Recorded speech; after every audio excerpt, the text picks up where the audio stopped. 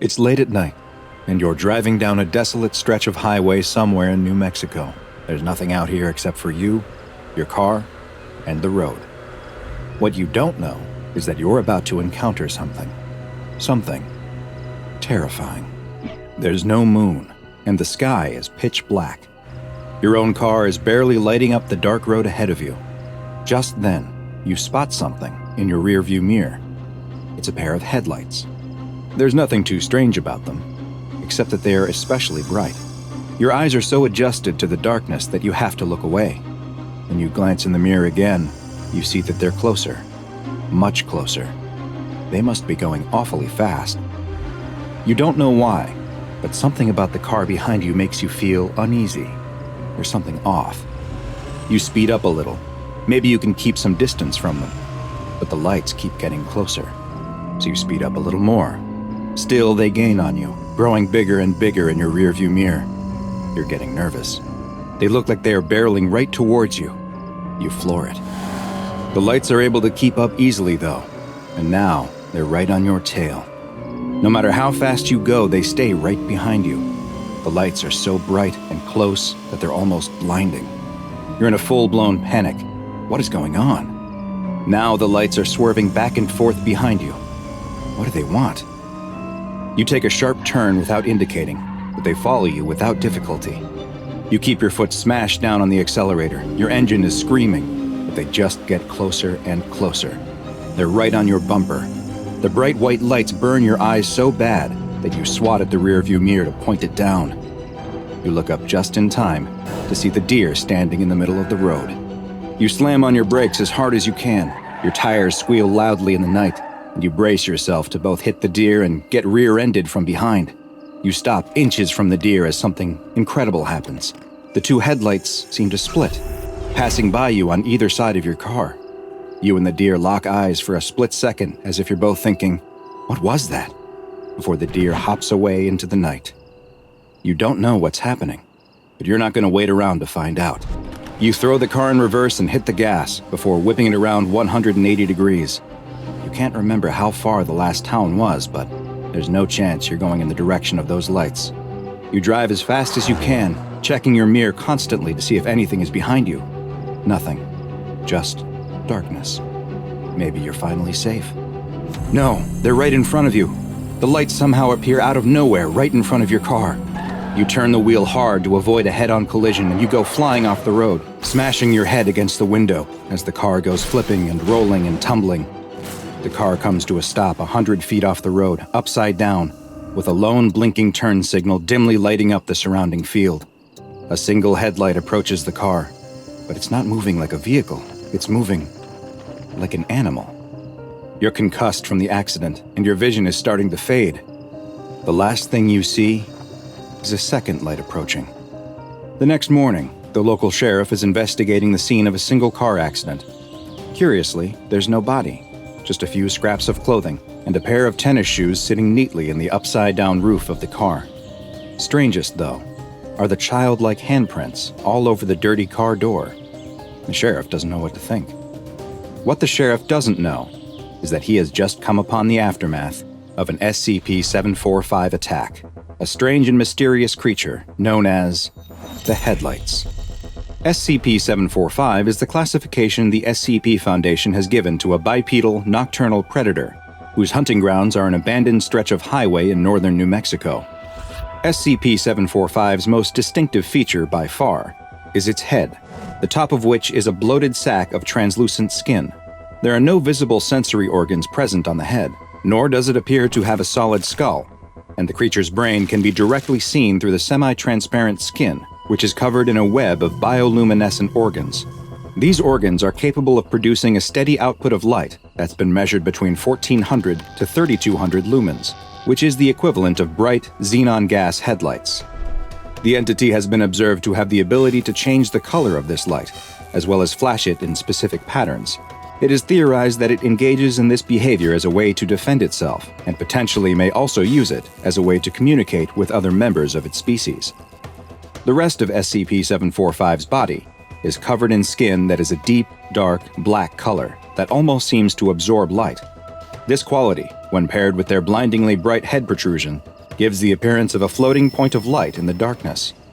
Because SCP-745 entities hunt almost exclusively in pairs, with their preferred hunting grounds being remote sections of highway, they are easily mistaken for oncoming or approaching headlights. Two SCP-745 entities are able to move together in perfect synchronicity, running in tandem at speeds up to 180 kilometers per hour. Together, they will target lone vehicles that they spot on the highway and will begin to chase or run straight towards them, giving the unlucky driver the impression that a fast-moving car is rapidly approaching them. After they near the targeted car, they will attempt to stop it by any means necessary, whether by simply forcing the driver to pull over out of fear or by running them off the road completely. Once their prey has stopped, crashed, or become otherwise incapacitated, the pair will stop moving together and approach the car separately to directly assault and then consume the vehicle's occupants. Next to no remains are left following an attack, save for a few scraps of clothing in the victim's shoes. Other than the damage sustained during the accident, there is never any other sign of struggle or forced entry, with the only other evidence left at the scene being the childlike handprints from SCP-745's small front paws. Strangely, analysis of SCP-745's genetic structure has revealed that unlike humans, they are not a carbon-based life form, meaning it is unlikely then that they are able to derive any nutrition from the consuming of human flesh. It is theorized then that they may be hunting solely for sport or some other form of perverse enjoyment. This question remains unanswered, as currently there are no recorded observations of SCP-745 feeding in the wild, as successful attacks have never left any witnesses, and specimens captured by the SCP Foundation refuse to eat it all. No lairs, nests, or other refuge of SCP-745 has ever been found, nor has the Foundation located any breeding grounds or young examples of the entity. It's unknown how or if they reproduce, or when they may have first appeared. What is known is that they had established a wide hunting territory across the American Southwest until Foundation teams began a program to thin their numbers in the 1960s. The effort appears to have been successful so far, and all recent sightings of SCP-745 have been limited to a specific stretch of highway in northern New Mexico. SCP-745 has been classified as Euclid, and in order to limit potential exposure to civilians, the Foundation has purchased the land surrounding the highway, with traffic being redirected to other roads. Foundation security teams disguised as highway patrol officers are to remove any trespassers or lost travelers who accidentally find themselves on the dangerous stretch of highway. The security teams are also tasked with attempting to capture any instances of SCP-745 that they can, and any recovered creatures, live or dead, are to be loaded into Class 3 BCU storage containers and transferred to Site-17 for further study. Containment procedures that are able to preserve living specimens are still being researched, and currently, no examples of SCP-745 have survived for more than a week in captivity. However, seeing as there have been no new sightings of SCP-745 outside of the isolated and monitored stretch of highway, and all reports of phantom lights elsewhere in the country have not pointed to evidence of additional SCP-745 outbreaks, they are considered to be effectively contained.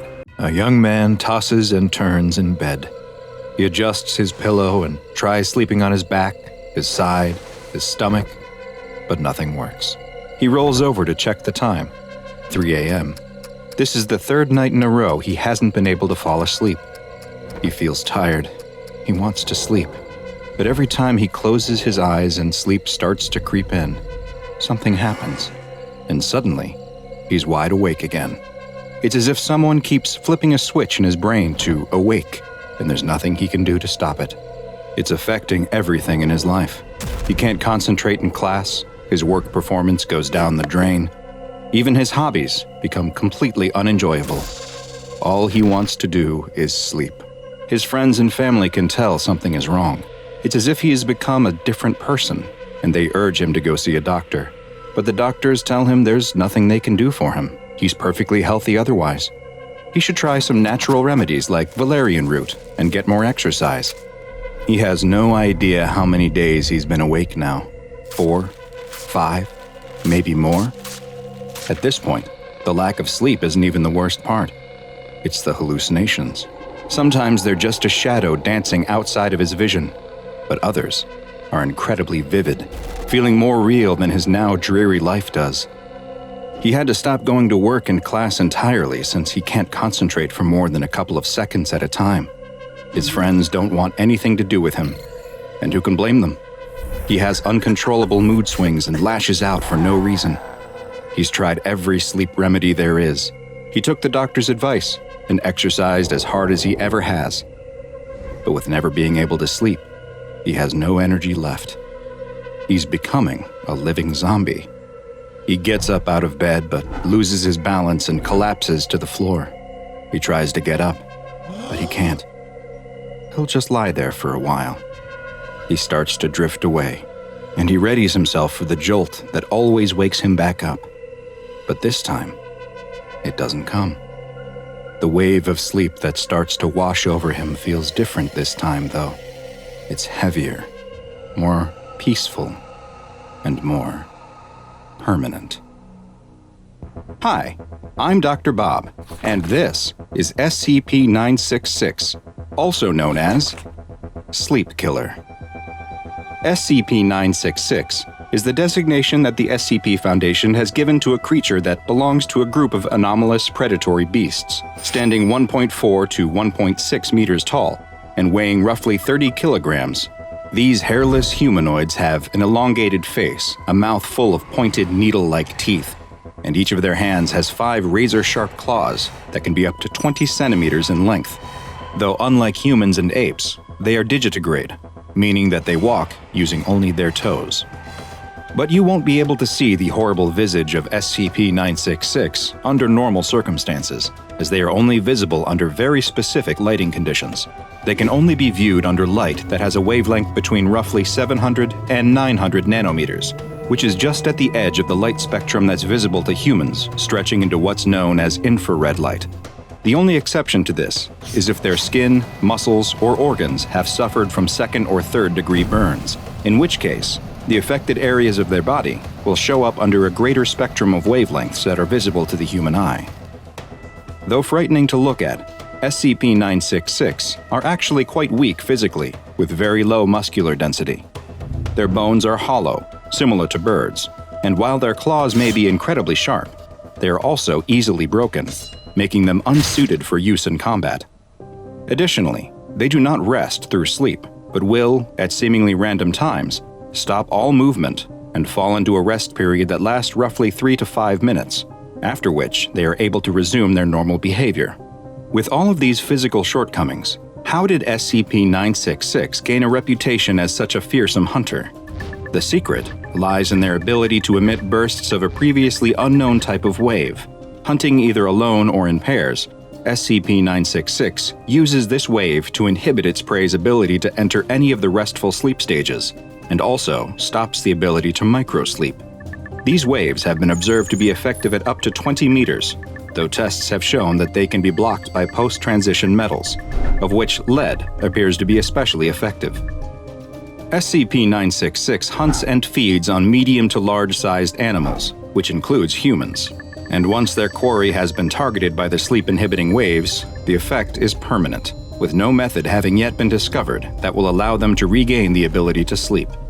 Experiments have shown that unconsciousness can be induced in other ways, such as with the use of general anesthesia, though these methods have ultimately proven to be ineffective, since although the victim is unconscious, they are still not receiving any of the restful benefits of sleep while in that state. The effects of sleep deprivation on humans, both mentally and physically, are devastating. Symptoms can begin setting in after just 24 hours that can include mood swings, memory issues, and sensory impairment. After 2 to 3 days, the body's hormones become deregulated, and bodily functions like hunger, thirst, and temperature fluctuate wildly as cognitive abilities start to dramatically decline.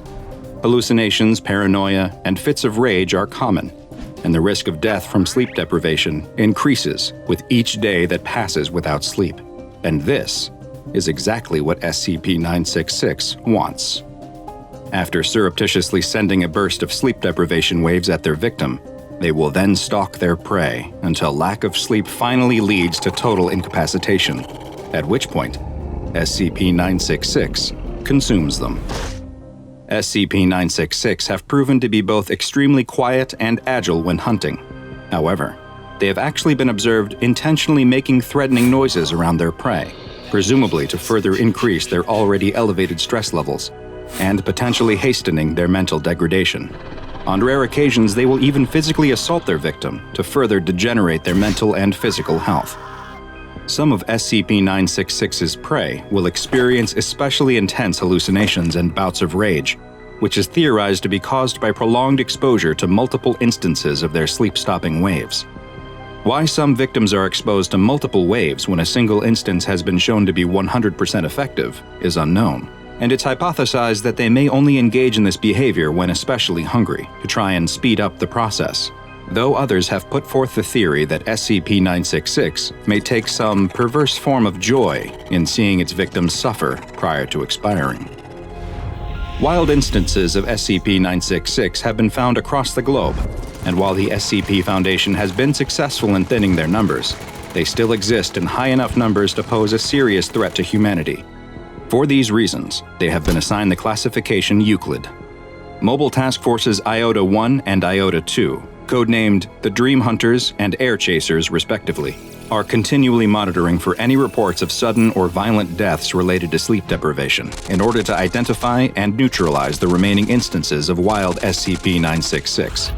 4 SCP-966 specimens, 3 males and 1 female, have been acquired by the Foundation, and they are currently contained in a 10 by 10 meter room that is lined with lead and equipped with infrared security cameras.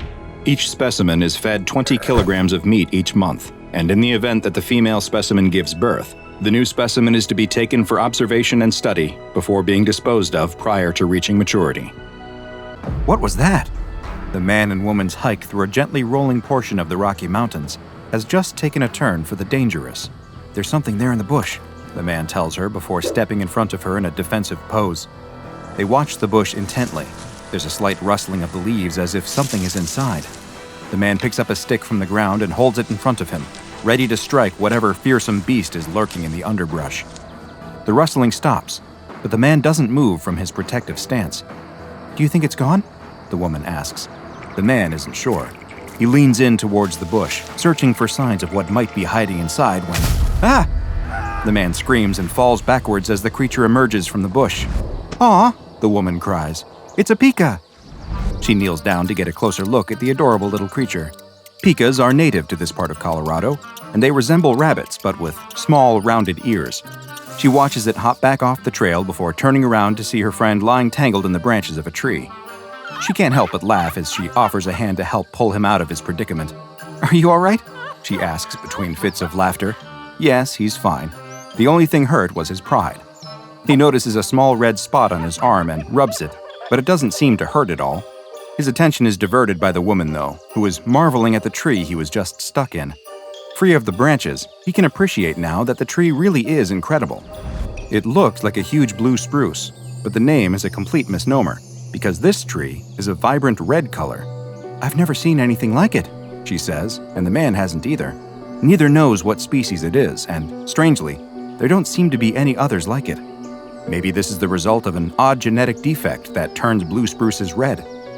After admiring the tree for a moment, the pair decides that they've hiked far enough and that they should probably head back to the car. She jokes that he's likely exhausted from his run-in with a wild animal, and he laughs, but clearly his ego has been bruised. The man stops his car in front of the woman's house, and she thanks him for taking her on the hike. As she starts to get out, though, he stops her. He asks if she wants to go do something else, like dinner? The woman thanks him for his offer, but she has to be up early the next day for work. Just a quick drink then? An hour? 30 minutes? The woman tries her best to let her friend down easy, explaining that she likes him as a friend and as only that. The man opens his mouth to respond, but she stops him. If he valued their friendship, then he wouldn't try to take advantage of it by using it as a backdoor to dating her. The man again looks like his pride has been shattered. He apologizes and admits that she is right. It's just that he has such a good time with her that he never wants it to end. She gives him a sad smile as she closes the car door, and he watches her enter her house before he finally drives away. It's 2 weeks later when the man's phone rings. It's his friend. She explains that she's been thinking a lot about what he said in the car, and that she likes spending time with him too. Maybe there could be something more to their relationship. The man can't believe it. Is this really happening? The woman is serious. She'd like to take him up on that dinner offer, if he's still interested. Her treat. She wants to know what he is doing right— Ah! The man suddenly yelps in pain. Is he okay? What was that sound? Yes, I'm fine. It was nothing, the man tells her. It's just that now's not a good time. The woman doesn't understand. She thought he'd want to see her. She explains that she's leaving town for a work trip the next day and will be gone for a couple of weeks. She was hoping she could see him before she left, but the man cries out in pain again. He tells her that he hasn't been feeling well all day, but that he'll be all right.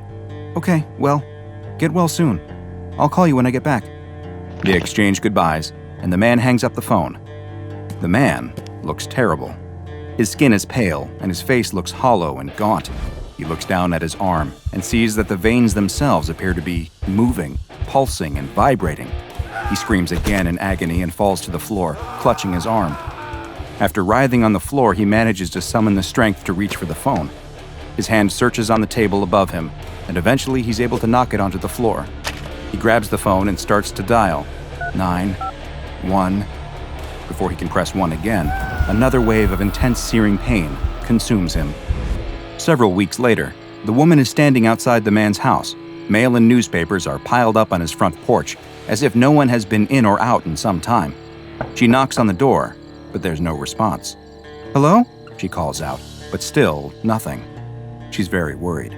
She's tried calling him several times, but he never answered or returned her messages. She tries the doorknob, and to her surprise, the front door swings open. She steps inside and the room is dark.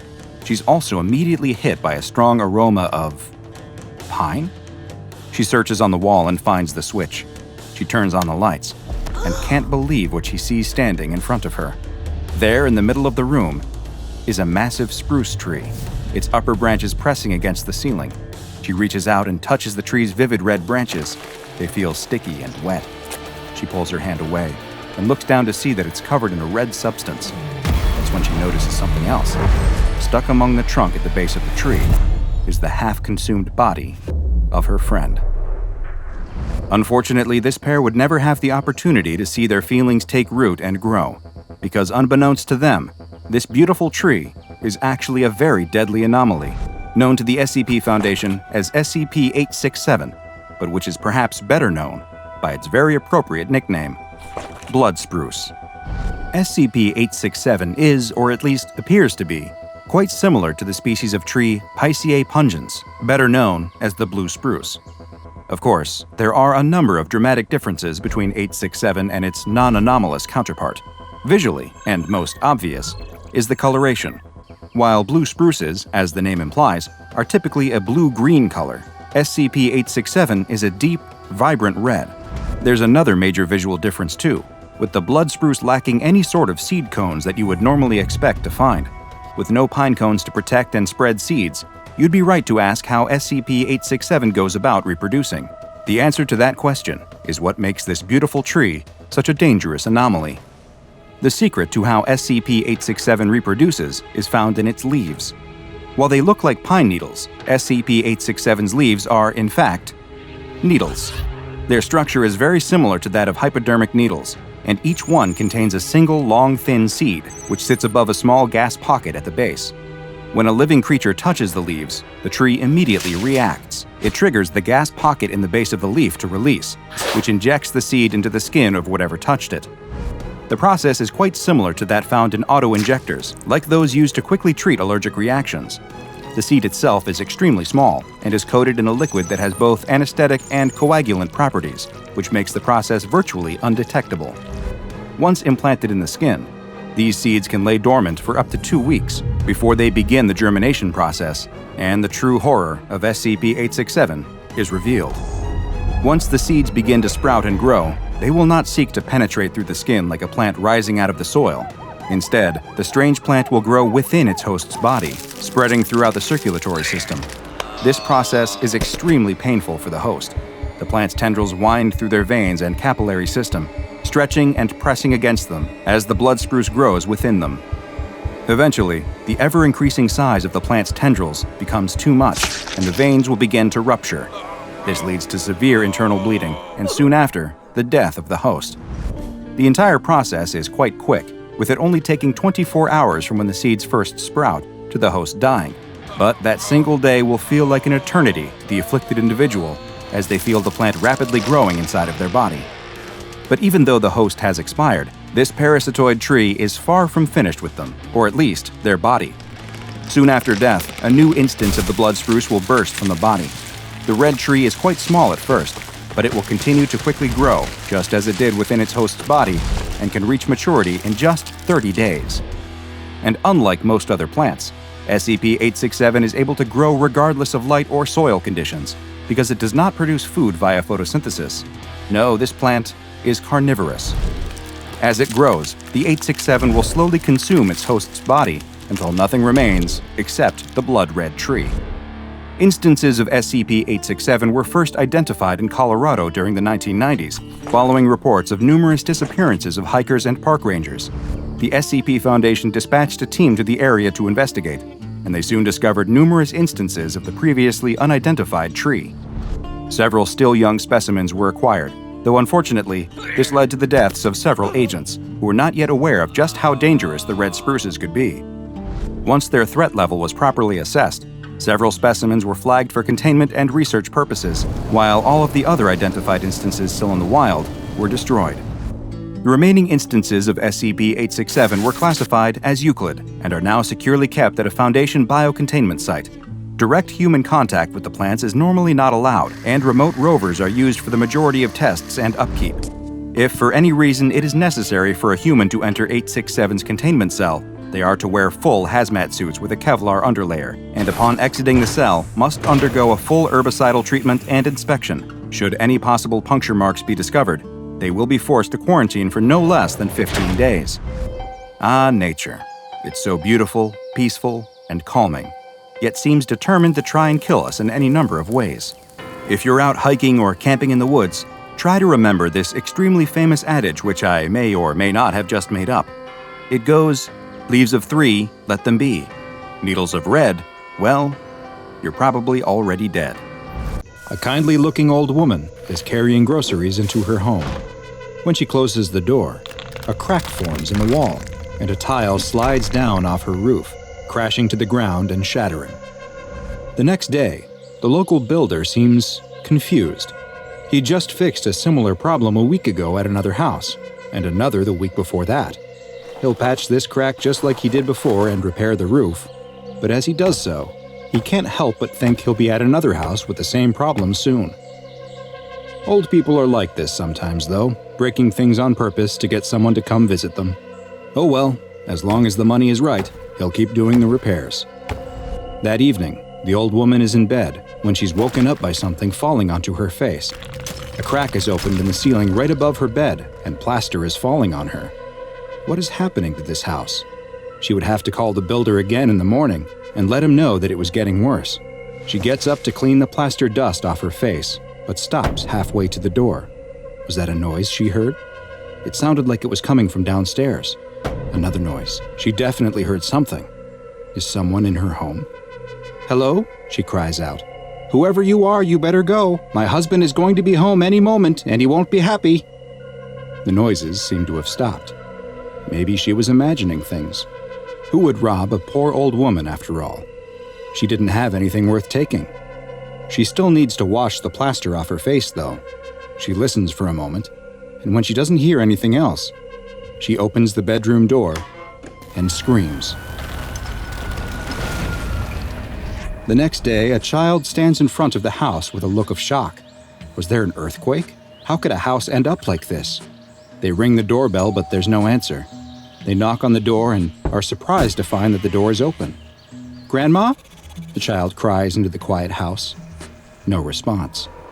The child enters and looks around. The house is a mess. Chunks of plaster have fallen off the walls and ceiling. Shelves have fallen over, spilling their contents.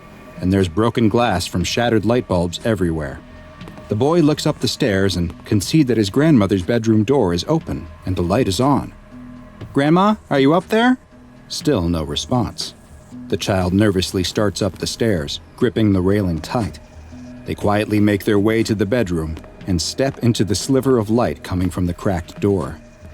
The child pushes the door open to find their grandmother on the floor. Only, it isn't their grandmother. Whatever this is looks like their grandmother, but like she has been stretched and twisted, her body bent at angles where no joints exist. The child is paralyzed with fear, unable to do anything but stare. But the nightmare isn't over yet, because their grandmother is still alive. Sadly, reports like these are all too common in this small town that is plagued by attacks from SCP-783, also known as the Crooked Man. SCP-783 is an extremely dangerous anomalous creature that is currently plaguing the population of Tenby, a small rural village in Oxfordshire, England.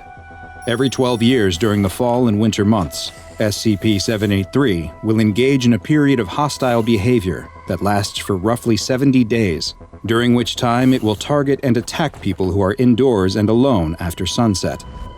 Those targeted by SCP-783 will find that the building they are in rapidly deteriorates, causing damage and creating structural integrity issues.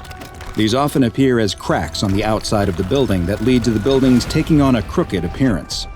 Unfortunately, while the SCP Foundation is aware of both the location and the periods within which SCP-783 operates, it has so far been unable to prevent any attacks. Additionally, the Foundation has yet to be able to produce either an image or even a physical description of SCP-783 due to the effect it has on recording equipment. Cameras set up to capture the anomaly produce only distorted or corrupted footage, leaving its appearance a mystery. Victims targeted by SCP-783 meet a fate that is, in many ways, worse than death. Their bodies will experience extreme deformations, as their bones suffer dozens of fractures and are stretched and twisted in various unnatural directions. They are then healed by the rapid generation of cartilage and the growth of extra skin to cover the new elongated limbs, leaving the victims a malformed knot of gnarled extremities. Some of the cases are quite severe, with one victim having just their forearm extended to over 2.4 meters and another who was left stretched to 12.5 meters in height. Despite the gruesome injuries suffered, the majority of victims are still alive following the attacks, though they will more often than not be left completely paralyzed, in a persistent vegetative state, or both. 27 victims of SCP-783 are currently being held in a long-term care facility within a wing of a local hospital that was requisitioned by the Foundation specifically for the care and treatment of 783 victims. Like many of the anomalies that the SCP Foundation investigates and contains, many of the residents of Tenby appear to have some awareness of the Crooked Man, and the anomaly has become something of a local boogeyman. Researchers have even documented local schoolchildren singing a nursery rhyme that appears connected and may even explain the origins of the creature. It goes, "There lived a crooked man who made a crooked deal. He kept a crooked cane and his catch in crooked creel. He stole a crooked child who cried a crooked squeal, and that crooked little man was broken on the wheel." A month before a recent SCP-783 period of activity was to begin, a Class D personnel, D-209, was sent to live in a Foundation-owned home in the village. Audio and video recording equipment was set up throughout the house in case the D-Class was targeted, in the hopes that some information could be gleaned should something take place. 43 days after he began living in the house, something finally did. One evening while in bed reading a book, D-209 heard noises on the ground floor of the home. Cameras on the first floor experienced corruption and showed only a distortion moving through the house.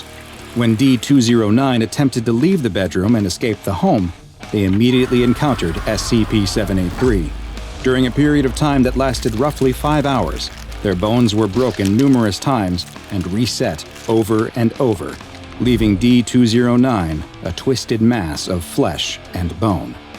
Strangely, at the exact same time that D-209 was being attacked, all 27 of the living prior SCP-783 victims in the hospital experienced violent seizures, despite most of them having been declared functionally brain dead and the rest being totally paralyzed. Also concurrent with the attack was a seismic event on the outskirts of town, and the details revealed by this event were both illuminating and extremely disturbing. Foundation personnel were dispatched to the site of the seismic activity to investigate and determine if it was connected to SCP-783 in any way. There, they found a small group of angry townspeople, perhaps frustrated by seemingly unending paranormal events in their town and the lack of progress that had been made to stop them. After a tense standoff, SCP Agent Collins fired her service weapon into the air, and the crowd quickly scattered. Now, free of distraction, the agents could begin their investigation in earnest. They immediately spotted several objects sticking out of the earth. Upon closer inspection, these were identified as elongated human toes. A dig team was sent to the site, and by the next day, a mass grave had been uncovered that was filled with a twisted mass of what appeared to be victims of SCP-783. Their mutated and drawn-out bodies were well preserved despite being buried directly in the ground, and had all been buried head down, with their arms extending deeper into the burial pit. As one researcher was attempting to take a tissue sample from one of the bodies, the ground beneath him gave way and he fell into the pit. He landed on the tangled mass of limbs which shifted under his weight, and he disappeared into the pit beneath them. Agent Collins immediately found a length of rope, tied it to her waist, and climbed into the pit with instructions to the on-site team to pull her back up when she signaled.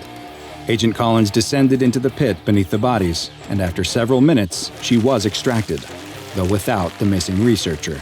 At debriefing, she described how she found an anomalous location under the ground beneath 783's victims' corpses, and she was so rattled by what she saw that she was granted a temporary leave of absence. The Foundation had to know more, and a D-Class personnel was quickly selected for exploration of the underground anomaly. D-2172 was equipped with audio and video recording equipment, along with several scientific measurement tools, as well as a firearm, and was lowered down into the pit via crane.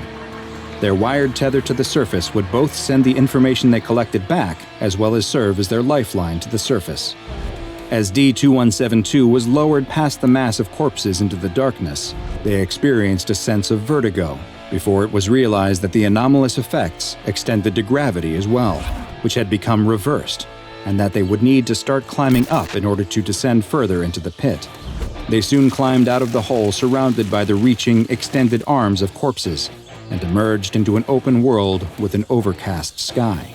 It looked exactly like the town of Tembe, with the same buildings present there as in our world.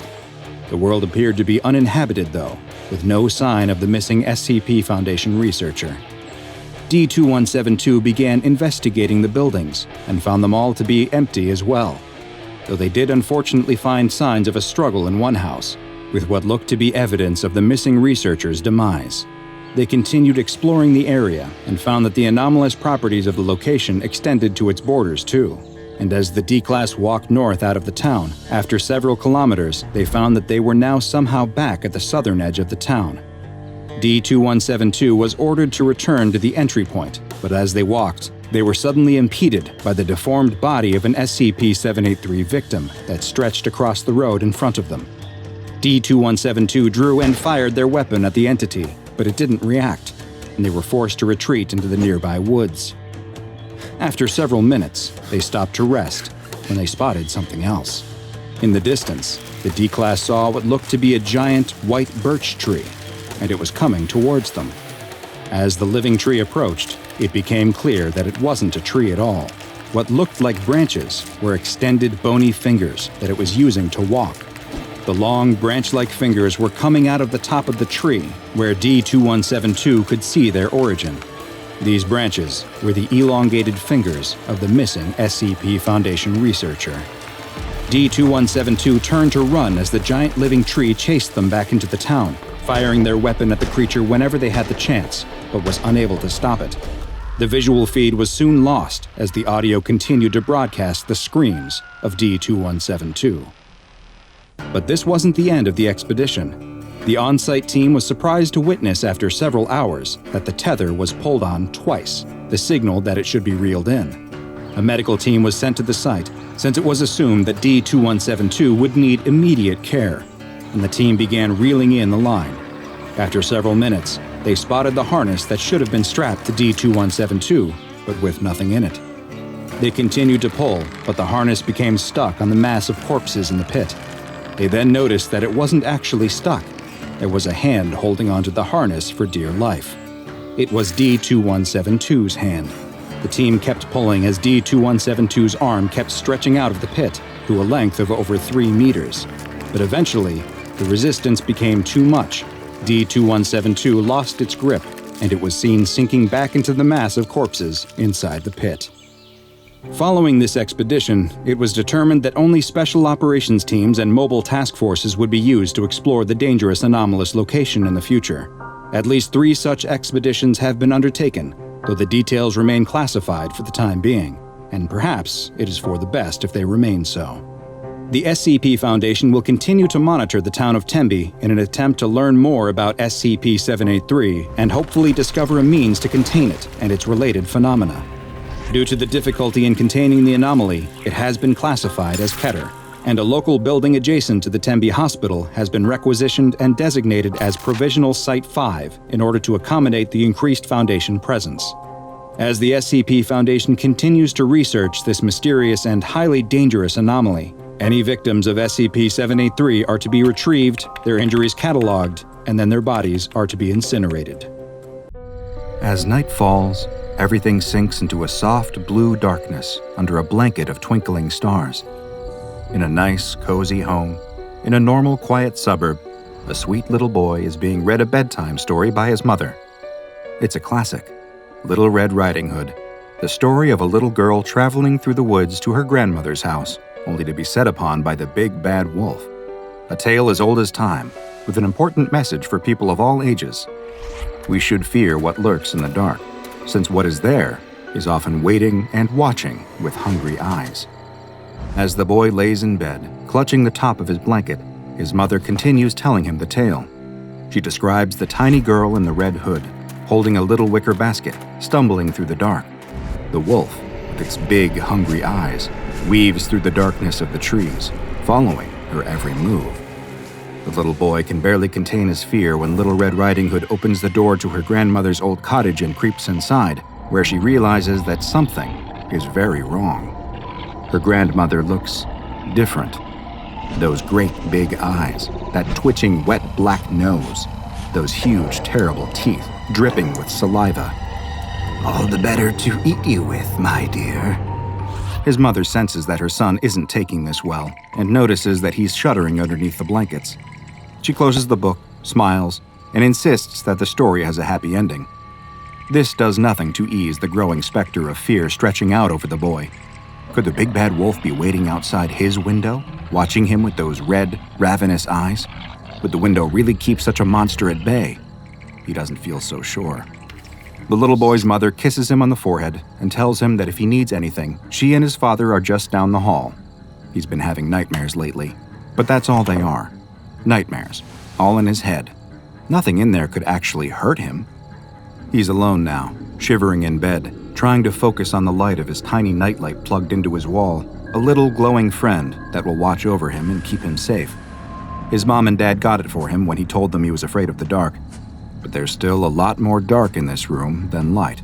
His closet door suddenly creaks open, and he bites his tongue to stifle a scream. It's an old door. It opens by itself sometimes. There's nothing to worry about at all. It's a mantra his parents had drilled into him on prior instances when this door had creaked open. Even in the dark, the little boy can make out something. It looks like one of the many other shadows created by his nightlight, but it's different. Something darker than the dark. And it's moving, sliding out of his closet. A fog shaped like some unknowable creature. There's nothing to worry about at all, he tells himself over and over again. The fog leaves the closet entirely, and it starts getting closer to the boy's bed. As it rises up from the floor, the boy can see something in the fog. He can see eyes. Big, glowing, hungry eyes. Like the eyes of a big bad wolf, ready to eat him alive. He opens his mouth to scream, but only a yawn comes out. He wants to get up and run to his parents' room down the hall, but his body feels so heavy, his movements so slow and sluggish. He can't move, and the eyes of the monster made of dark keep getting closer. There's nothing to worry about, nothing to... Mom, Dad, please help me. All he can do is think about screaming, not actually make any noise, as his eyes shut, and he drifts off into the land of dreams. He opens his eyes to find that he's standing in a dark and endless forest. The trees are tall, extending up into a black and starless sky. But there's something wrong with them. Bodies, hundreds of them, old and desiccated, are speared onto their branches, their faces locked into what looks like permanent, silent screams. A thick, viscous black liquid drips from some of the bodies, pooling into what looks like puddles of tar around his feet. When he looks down, he sees that he's wearing strange, old-fashioned clothes. His shirt is bright red. There's a low, bassy growling behind him, like thunder, like a rumbling earthquake, primal and deadly. He can feel it vibrating in his bones. Moving slowly, as though he was underwater, he turns and sees the beast looming behind him. A giant, wolf-like monster made from shadows, teeth cut from jagged black glass, eyes glowing and hungry. He's never been so terrified in his life as he is right now, standing in front of this monster that seemed to be the literal embodiment of fear, the embodiment of deep animal terror, the beast that haunts the dreams of every frightened boy and girl. It growls again, and he begins to run. But it's not real running. It's dream running, as if the gravity were too strong, slow and cumbersome through the thick, confining air. He keeps pushing through the resistance all around him, but the wolf made of shadows moves quickly. It weaves through the trees, its mouth dripping wet with hunger, its eyes emitting a dim glow like the nightlight back in his bedroom. He runs for what feels like hours, tears streaking down his cheeks, until finally he can see salvation in the distance, a house standing in the middle of a clearing in the woods. But not just any house. It's his house. In the logic of the dream, he knew that his mom and dad would be inside. They'd help him. They'd keep him safe from the monster. He just needs to get there. He just needs to survive. He finally reaches the front door and tries to open it, but it's locked. So he hammers his fists against the wood, screaming and crying for his parents. He looks over his shoulder and sees the shadow wolf charging towards him through the darkness of the woods, its huge, dark feet hitting the ground with the speed and force of gunshots, getting closer and closer and closer. With one final desperate pound of his fist, the door to his home finally swings open and he falls through. The door closes behind him as he hits the floor, and the sound of the wolf is gone. He gets up and looks out of a nearby window to see that there's no forest outside, just his neighborhood again, underneath a starless sky. He looks down and sees he's not wearing those strange, old-fashioned clothes anymore, just the same pajamas he'd worn to bed. Are things back to normal now? Had it all been a dream? He tries a nearby light switch, but nothing happens. Still dark. That dread comes creeping back in. If it had been a dream, what did that make this? He starts making his way up the stairs, calling out to his mom and dad. There's no response. He climbs further, walking down the hallway towards their bedroom door. The hallway seems so much longer than he remembered it, but for some reason, he never stops to question the discrepancy. He just wants his mother and father. Not long after, the little boy reaches the door to his parents' bedroom and opens it. The room is so dark, but he can make out their forms lying in the bed. He approaches, calling for them again, but there's no response.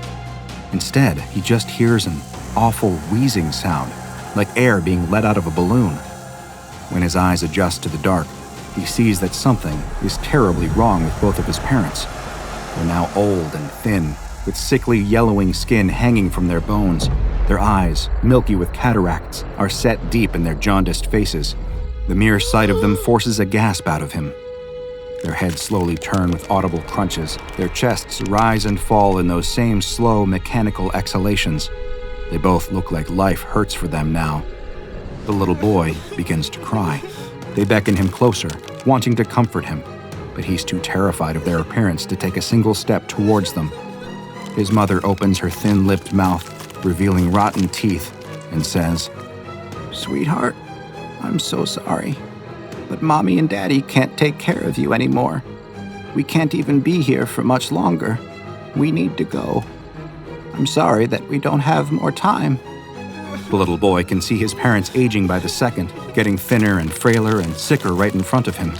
His pity and fear outweighs his revulsion, and he steps forward to embrace them. They're so terribly cold. He grips his mother's hand, but he can feel the bones turning to dust inside her paper-thin skin. "It's going to be okay, darling," she whispers, her voice hoarse and brittle in her final moments. "Your grandmother will take care of you from now on." That's when he hears it behind him again. That terrible, low rumble, the primal growl. As his parents both turn to dust in their bed, he turns and sees the monster, the same wolf made of shadows, filling up the doorway. It seems even bigger in here, bulging through the doorway, thick black saliva dripping from its obsidian fangs. He tries to repeat that same mantra to himself. There's nothing to worry about at all. But suddenly he's short of breath as an immense shadowy claw closes around his torso.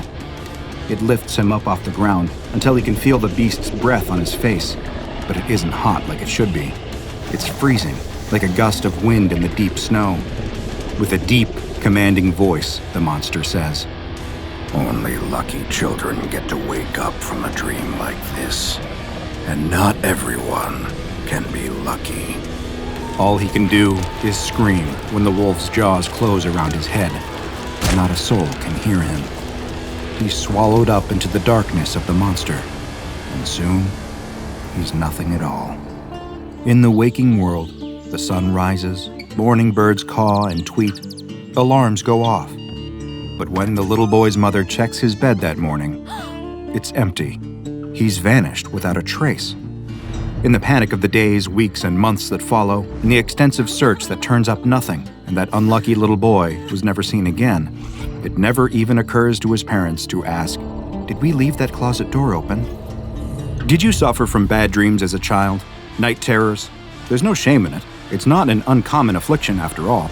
Perhaps there's a hazy, half-formed memory in your mind of waking up screaming when your parents turned on the lights, comforting you, telling you that it was just a bad dream and nothing more.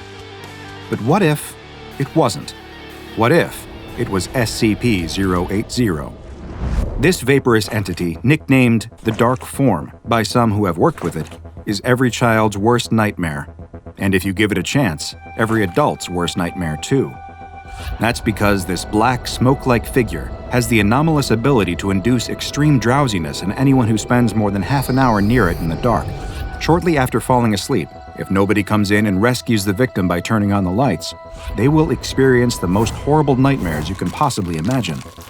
So horrible, in fact, that those who have suffered these nightmares and survive often experience irreparable, lifelong psychological trauma. And in the grand scheme of things, those are still the lucky ones. If you're unlucky, like the little boy who vanished from his bed, you'll disappear forever, consumed by SCP-080. The creature itself is difficult to properly see due to its lack of consistent form, and due to the fact that it only appears in the darkness, but those who have witnessed it can only seem to remember one key detail: glowing eyes in the smoke. Because of its preference for dark places, SCP-080 often takes refuge in closets and under the bed, where it can vanish out of sight. Bright light automatically causes the creature to disappear and manifest elsewhere, and therefore, should you start feeling unusually drowsy in the dark, turning on the lights is the best thing to do. But these must be bright lights. The soft glow of a standard children's nightlight is not powerful enough to ward off the creature. The SCP Foundation conducted a series of experiments, hoping to see whether SCP-080 had any kind of real physical body, and if it was possible for human beings to safely interact with it.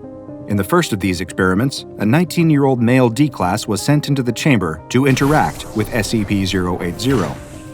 Unsurprisingly, he immediately became extremely distressed upon seeing the figure with glowing eyes forming in the dark. He described it as being human-shaped, but far too big to be a human. He begged to be released from the chamber, but by this point, he'd already started yawning, and the drowsiness was setting in. The researchers running the experiment wanted to see what would happen next, though, and eventually, his pleas to be released fell silent as he drifted off to sleep. When guards were finally sent in to check on him, they found nothing at all. Nothing remained of the D-Class. He'd been consumed by SCP-080, just like so many others. Next, a 30-year-old female D-Class was sent into SCP-080's chamber. When she was able to make out the vaporous form with the glowing eyes, she was instructed to try and physically touch it. She followed the orders. However, upon touching the entity directly, she immediately fell unconscious. She was quickly retrieved from the room, since the Foundation wanted to make sure they could interview her rather than letting SCP-080 consume her. According to a physical exam given to her by the Foundation medics, she'd experienced no physical effects. Her mind, on the other hand, was a very different story. She'd vacillate wildly between a state of borderline catatonia and extreme paranoid distress. In a debriefing meeting with a Foundation researcher, she had difficulty recounting what exactly had happened during her test with SCP-080. When she did begin to recollect, she started screaming in terror and yelling about how they would try to take her back to the monster. Then, without warning, she leaped across the table and began to attack the researcher, forcing the attending guards to intervene, and unfortunately, they were forced to terminate her. It seemed as though this was always the intended effect of her outburst. She preferred death from a Foundation guard over experiencing SCP-080 again. The testing continued, though, and a third subject was sent into the room, a 24-year-old D-Class male dosed on a powerful amphetamine to hopefully ward off the drowsiness-inducing effects of SCP-080. This did not appear to work, though, and over time, the same sleepiness started to set in. The amphetamine, however, still caused elevated levels of aggression, and the D-Class began to express violent intent towards SCP-080. He approached the vaporous mass and attempted to strike it, but when his fist touched the entity, he immediately collapsed. When his body was retrieved, it was found that he died of a sudden massive heart attack. During the autopsy, as Foundation staff examined his body, they reported feeling a profound sense of discomfort and unease, as though they were being watched. The retrieval team also reported feeling acutely aware of SCP-080 watching them as they exited the chamber with the final D-Class's body. The mere presence of SCP-080 then started causing problems for some staff members at the containment site. The researchers assigned to SCP-080 reported strange and unsettling dreams, and that they were occurring at an unusually frequent level, disrupting their sleep patterns and, by extension, their work performance. This led to them discovering the possibility that SCP-080 may have some kind of hazardous mimetic effect that can linger among its victims even when they aren't in its direct proximity. After the lead researcher on the team walked into traffic and sadly passed away, it was made mandatory for all staff members working in SCP-080's sector to keep comprehensive dream journals so that the emergence of patterns of violent or unsettling dreams could be detected before things got too out of hand, just like they had with the lead researcher. However, the lead researcher would not be the last to lose his life to SCP-080. Two researchers stood just beyond the blackout curtains, observing SCP-080 for 40 minutes, believing that the divider would keep them safe from SCP-080's negative anomalous effects.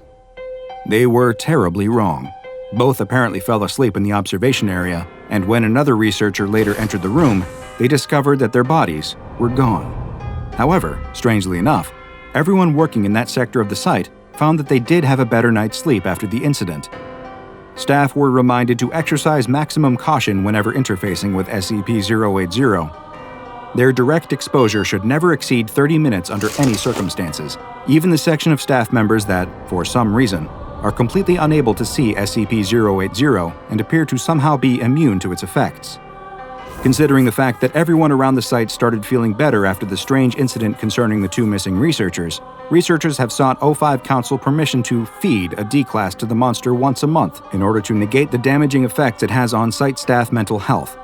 Despite the protests of the Ethics Committee, a member of the Council approved the measure. SCP-080 is contained in a 4-meter by 4-meter room with a smaller antechamber located on the south wall for easy research access. There's also an observation room on the north wall, separated with blackout curtains to prevent light from getting in and dispersing SCP-080.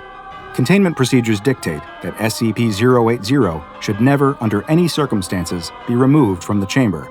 Any light-producing devices are also forbidden. While the Foundation currently has this monster under lock and key, all it would take is a stray ray of light to free it once more, which has warranted it being given the Euclid containment class. All members of staff are also kindly remembered to stop referring to this creature as the Boogeyman. After all, there's a lot of power in giving a fear-manipulating creature a name like that, and the last thing we want is SCP-080 having more power than it already has. It's the grisliest crime scene the detective has seen in years. Photographers wince as they capture it all in a succession of quick, stark flashes. CSI technicians do what they can to pick up the broken pieces. Posted at the gate, a rookie doubles over and throws up, while his older partner gives him a sympathetic pat on the back. He can't hide his own discomfort at the things they've seen today. The call came in the middle of the night from a pair of concerned hikers on the outskirts of town. They were halfway through their nightly walk down an old country road when they heard screaming from a nearby farm. When officers finally made their way down to the farmhouse, it was too late. Everyone there was dead. Nobody to save. All that's left to do is pick up the pieces and figure out what the hell actually happened. The detective leans under a yellow garland of crime scene tape and asks an attending officer what they know so far. The cop, who looks pale and clammy, swallows over a lump in his throat and says, "Looks like the old farmer snapped and went postal. Whole family's dead. We found his body in the barn." He heads inside to take a look at the carnage. It's a veritable house of horrors. The farmer's wife is dead in the kitchen. The children were both murdered in their beds. The detective can't say he's ever seen a murder done in such cold blood, so detached. For a man with no history of violence to do something so terrible to his loved ones for no reason. The detective shakes his head and walks upstairs, sliding on rubber gloves to avoid contaminating the scene. He goes room to room, making fastidious notes about anything suspicious. He's got a keen eye for this kind of thing. The man's a 20-year veteran of the force. He's seen some terrible things. But as he lays his eyes on the bodies of the victims, he can't help but feel a chill tiptoeing down his vertebrae. In the master bedroom, where the now-deceased farmer and his wife once shared a loving marital bed, he hits some pay dirt, a diary in the bedside cabinet.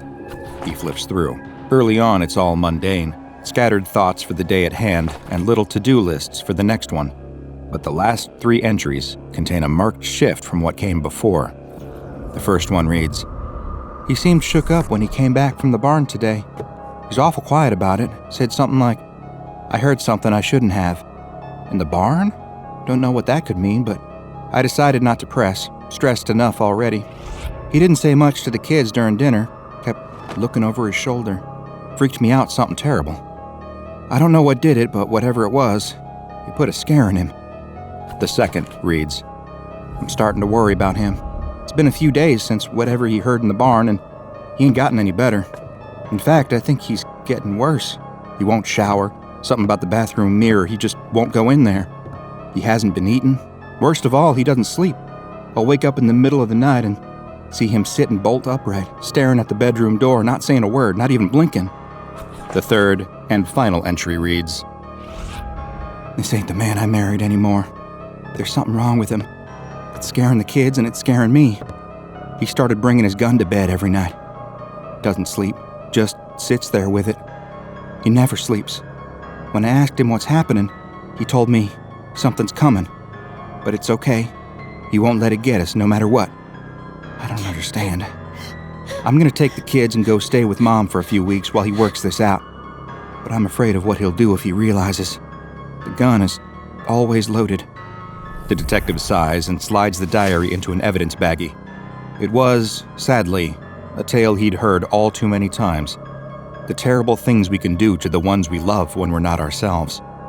Though it now seems cut and dry, a mental break snowballing into a massacre, one detail is still gnawing at the detective. What did the farmer hear in the barn that day? When the detective enters, he orders everyone else to leave. He needs some time alone in here. As the people file out, he approaches the farmer's corpse. He's laying in the straw, head a bloody mess, bludgeoned beyond recognition. And yet, he's the one holding the blood-stained hammer. And in his other hand, he's clutching something even stranger, a rusty old cowbell. Of all the things to be holding in your last moments on Earth, the detective thinks as he reaches over, something about the bell draws his eye. Why, after murdering his entire family, would a man head out into the barn and, presumably, try and fail to hammer a cowbell to pieces?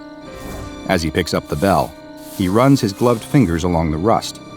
Other than the wear and tear of age, the bell shows no signs of actual damage. It's such a strange, innocuous object. What's the significance? His internal musing is interrupted when a large spider, the kind that like to make their homes in straw-filled barns, suddenly crawls out from inside the bell and onto the detective's hand. He drops the bell, an involuntary shock reflex, and it hits the ground with a brassy gong. The sound lingers in the air for far longer than it should. It seems almost like it's getting louder. The detective feels his heartbeat speeding up, his breaths getting heavy and labored. The sound gets louder. It feels like someone is sitting on his chest. He falls to his knees, scratching at his swelling throat. His heart pounds. Is he having a heart attack? He claws at the dirt and straw beneath him, trying desperately to get a handle on things as the world around him seems to go dark. The toll of the cowbell gets louder and louder. Eventually, he's able to force out a scream, then collapses to the ground. When his eyes open, he's being carted away on a stretcher to a nearby ambulance, parked just outside the crime scene. When a paramedic asks him if he's okay, the only thing he can stutter out through his dry mouth is, Don't touch the bell.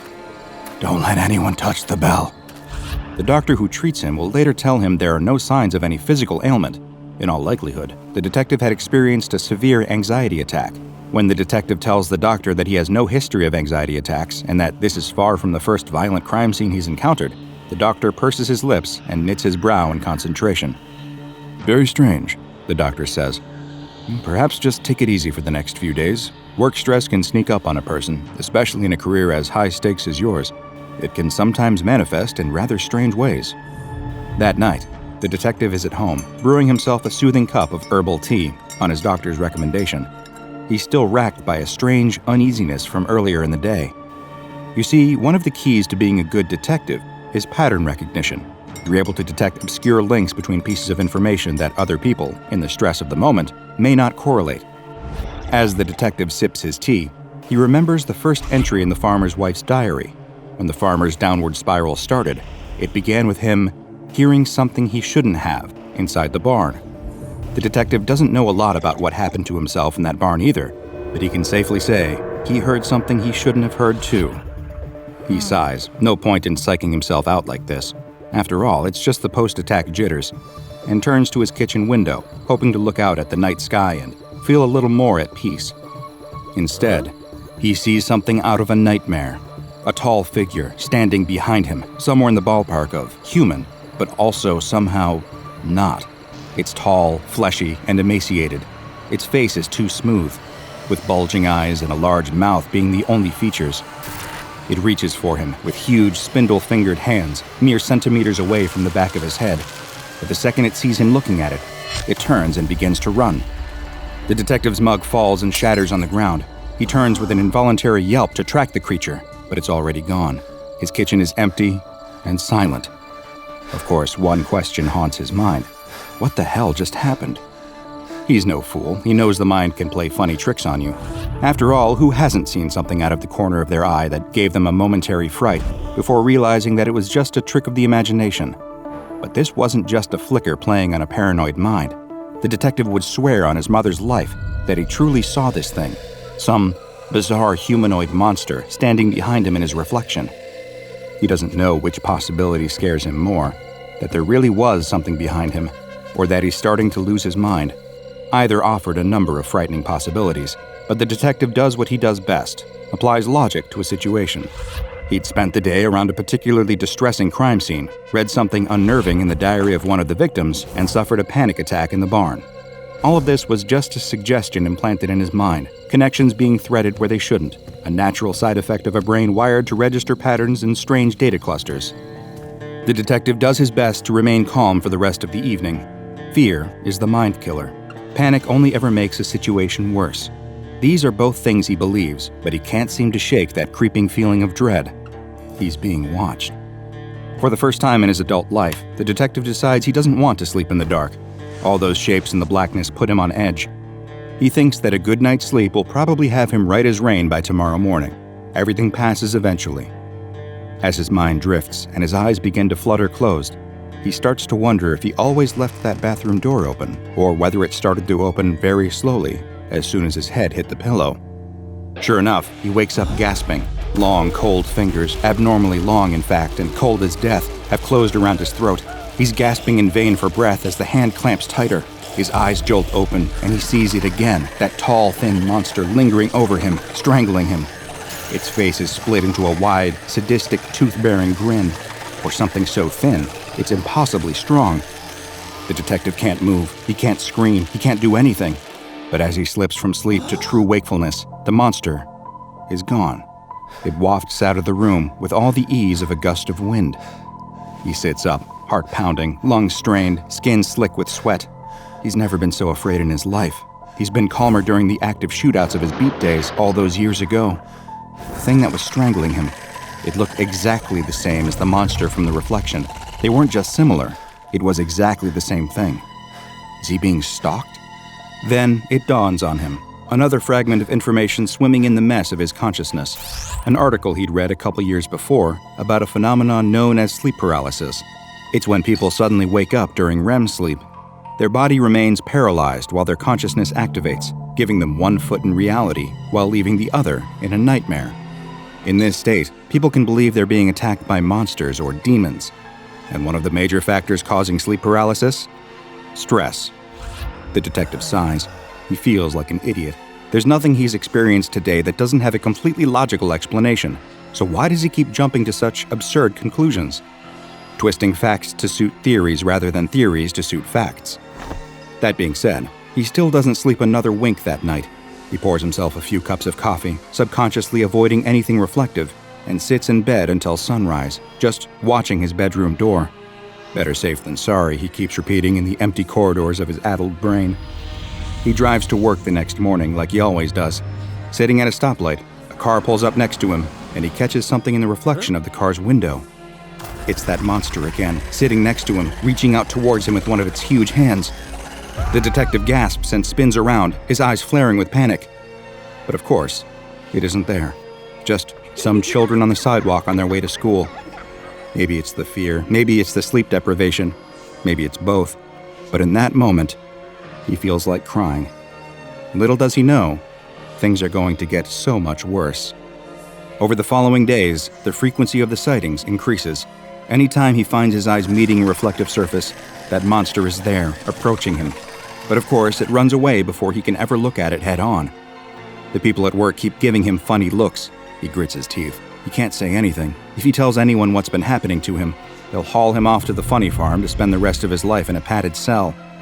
But he knows he's not crazy. It's too real to be the product of human insanity. This isn't some hallucination. That thing is really there. It's always waiting, always watching. Even when he can't see it, he can feel its eyes on him, sense its malicious intent. It's even worse at night. Every time he tries to sleep, it attacks him. He feels its hand clasping around his throat. He feels its balled fists pummeling his body. He feels its long fingernails scratching into his skin. He can't sleep anymore. He's too scared. And that too takes its toll. Every feeling, every emotion, every thought starts to take on an odd, flat quality, like nothing is quite real. He starts to subsist on coffee, energy drinks, and anything else that will give him a buzz of alertness. He started to carry his service pistol around with him everywhere. He hides it under his pillow at night. He can never be too careful. He knows that the creature is always out there, always watching, always waiting. He knows on some level that it won't stop until it has taken everything from him. He's taking the subway to work again. He's messy, disoriented. His clothes stink. His bloodshot eyes are couched in unsightly bags. He shivers slightly, a nervous twitch. Put simply, he's not the man he used to be. He can't drive anymore. His nerves are too wrecked, and he has to take the bus to and from work. That's when he sees it, not behind him this time, but on the other side of the street as he waits for his bus. It stands among the other pedestrians, all seemingly oblivious to its presence. It just smiles, mocking him. This time, the detective is ready. The detective won't have it. In a single fluid motion, he unholsters his pistol and begins firing at the creature. The street erupts into screams as people scatter to avoid the frantic volley of gunshots, but the creature doesn't move. It just keeps grinning as the detective fires, the rage and sleep deprivation throwing off his aim. He hears the sound of the bell again, its toll rising. It's deafening. He needs to kill it. He needs to get closer. The detective walks toward the creature, firing bullet after bullet. The creature doesn't care. He roars in animal fury. The bell toll rises. A sudden light illuminates the creature's terrible smile, as the detective realizes that the sound he's hearing isn't the toll of the bell at all. He turns just in time to see the bus, but not in enough time to get out of the way. The cowbell the detective found in the barn that day seemed innocuous enough, but this old cowbell, corroded and covered in rust, which no known methods, chemical or mechanical, seemed to be able to remove, would soon have a name: SCP-513. It was discovered by an SCP Foundation agent during Containment Reestablished Procedure Mu at a classified containment site, where its interior was covered in duct tape to prevent it from properly making a sound. There was also a paper note attached reading, "You've seen it, now he can hear you. You've touched it, now he can see you. Never ring it. If you hear it, he can touch you." And this is a warning worth heeding, because ringing SCP-513 invariably results in death. The question is just how much mental and physical anguish it puts its victim through before that endpoint. When the bell is first rung, anyone within earshot will begin to experience extreme anxiety, including physical symptoms such as heightened heart rate and raised blood pressure. They will also report feelings of dread and may claim that they can feel themselves being watched. Within about an hour, this worry is confirmed. SCP-513-1 is the less than charming creature hounding the unfortunate bell ringer, and will begin to stalk the affected individuals. It will appear to approach individuals from behind, but quickly disappear if ever the subject attempts direct visual contact. It will also stage non-lethal physical attacks on its victims during their sleep in order to induce greater levels of psychological terror, though it disappears quickly upon waking. The stalking threat will only elevate over time, leading to increased psychological disarray for the victim. SCP-513-1 will eventually induce paranoia, aggression, hypervigilance, and depression, ending in a distressing and violent death. Because of the immense danger posed to anyone who hears the sound of this cowbell tolling, SCP-513 has been given extensive containment precautions, extensive enough to warrant giving it the Euclid Containment Class, a classification reserved for things that are often unpredictable in containment. SCP-513 is suspended in a 1 cubic meter block of gelatin and contained within a soundproofed, climate-controlled cell. The gelatin is inspected daily for any degradation or loss of integrity. An emergency inspection is carried out immediately following any earthquake, explosion, or sonic event grade 2 or higher. Personnel performing the inspection wear earplugs and active noise-canceling earmuffs at all times while inside SCP-513's cell to avoid any kind of accidental exposure. If the gelatin cube shows any signs of degradation, such as rips, tears, splits, liquefaction, or mold, SCP-513 will be immediately removed and suspended within a replacement cube by a team of surgically deafened Class D personnel. No other personnel are to enter the cell during this procedure. Any sentient beings exposed to SCP-513 are to be monitored by at least 2 security personnel at all times. Under absolutely no circumstances may exposure victims be administered sedatives or allowed to fall unconscious. Any victim who does fall unconscious is to be terminated immediately. Class D personnel are to be terminated at the first sign of mental degradation. All other exposure victims may be terminated at their request. If possible, SCP-513-1 is to be apprehended on site, but sadly, the Foundation hasn't managed to get their hands on this unpleasant creature yet. But be careful ringing any mysterious old bells you find, or else he might just get his hands on you. You and your friends exit a club and step onto the darkened city street. Everyone is in a happy and joyful mood. It's been a great night, one that you'll be reminiscing about with your friends for years. As you walk and laugh together, you don't notice the large man standing in front of you and almost run straight into him. You offer a quick apology and move to go around the man, but he steps in front of you, blocking your path. All of your friends grow quiet, and you finally take a good look at the man. The man towers over you. He is huge, with giant, elaborate tattoos wrapped around his bulging muscles that it looks like he may have gotten to cover up the numerous white patches of skin that are missing pigmentation. His face, though, is bright red and filled with rage. The man begins screaming at you, asking why you ran into him and calling you horrible names. Again, you try to apologize, but the man just keeps yelling as if he can't even hear you. He pushes you hard in the chest, and you fall back into one of your friends. Another steps forward in an attempt to defuse the situation, but the man punches him in the face, breaking his jaw. A melee ensues, though it could more accurately be described as a massacre. The man has gone ballistic and punches, kicks, and bites your entire group of friends. His strength seems unreal, even for someone as big and muscular as him. A large bouncer runs over in an attempt to break up the fight, but even he is no match for this tattooed giant.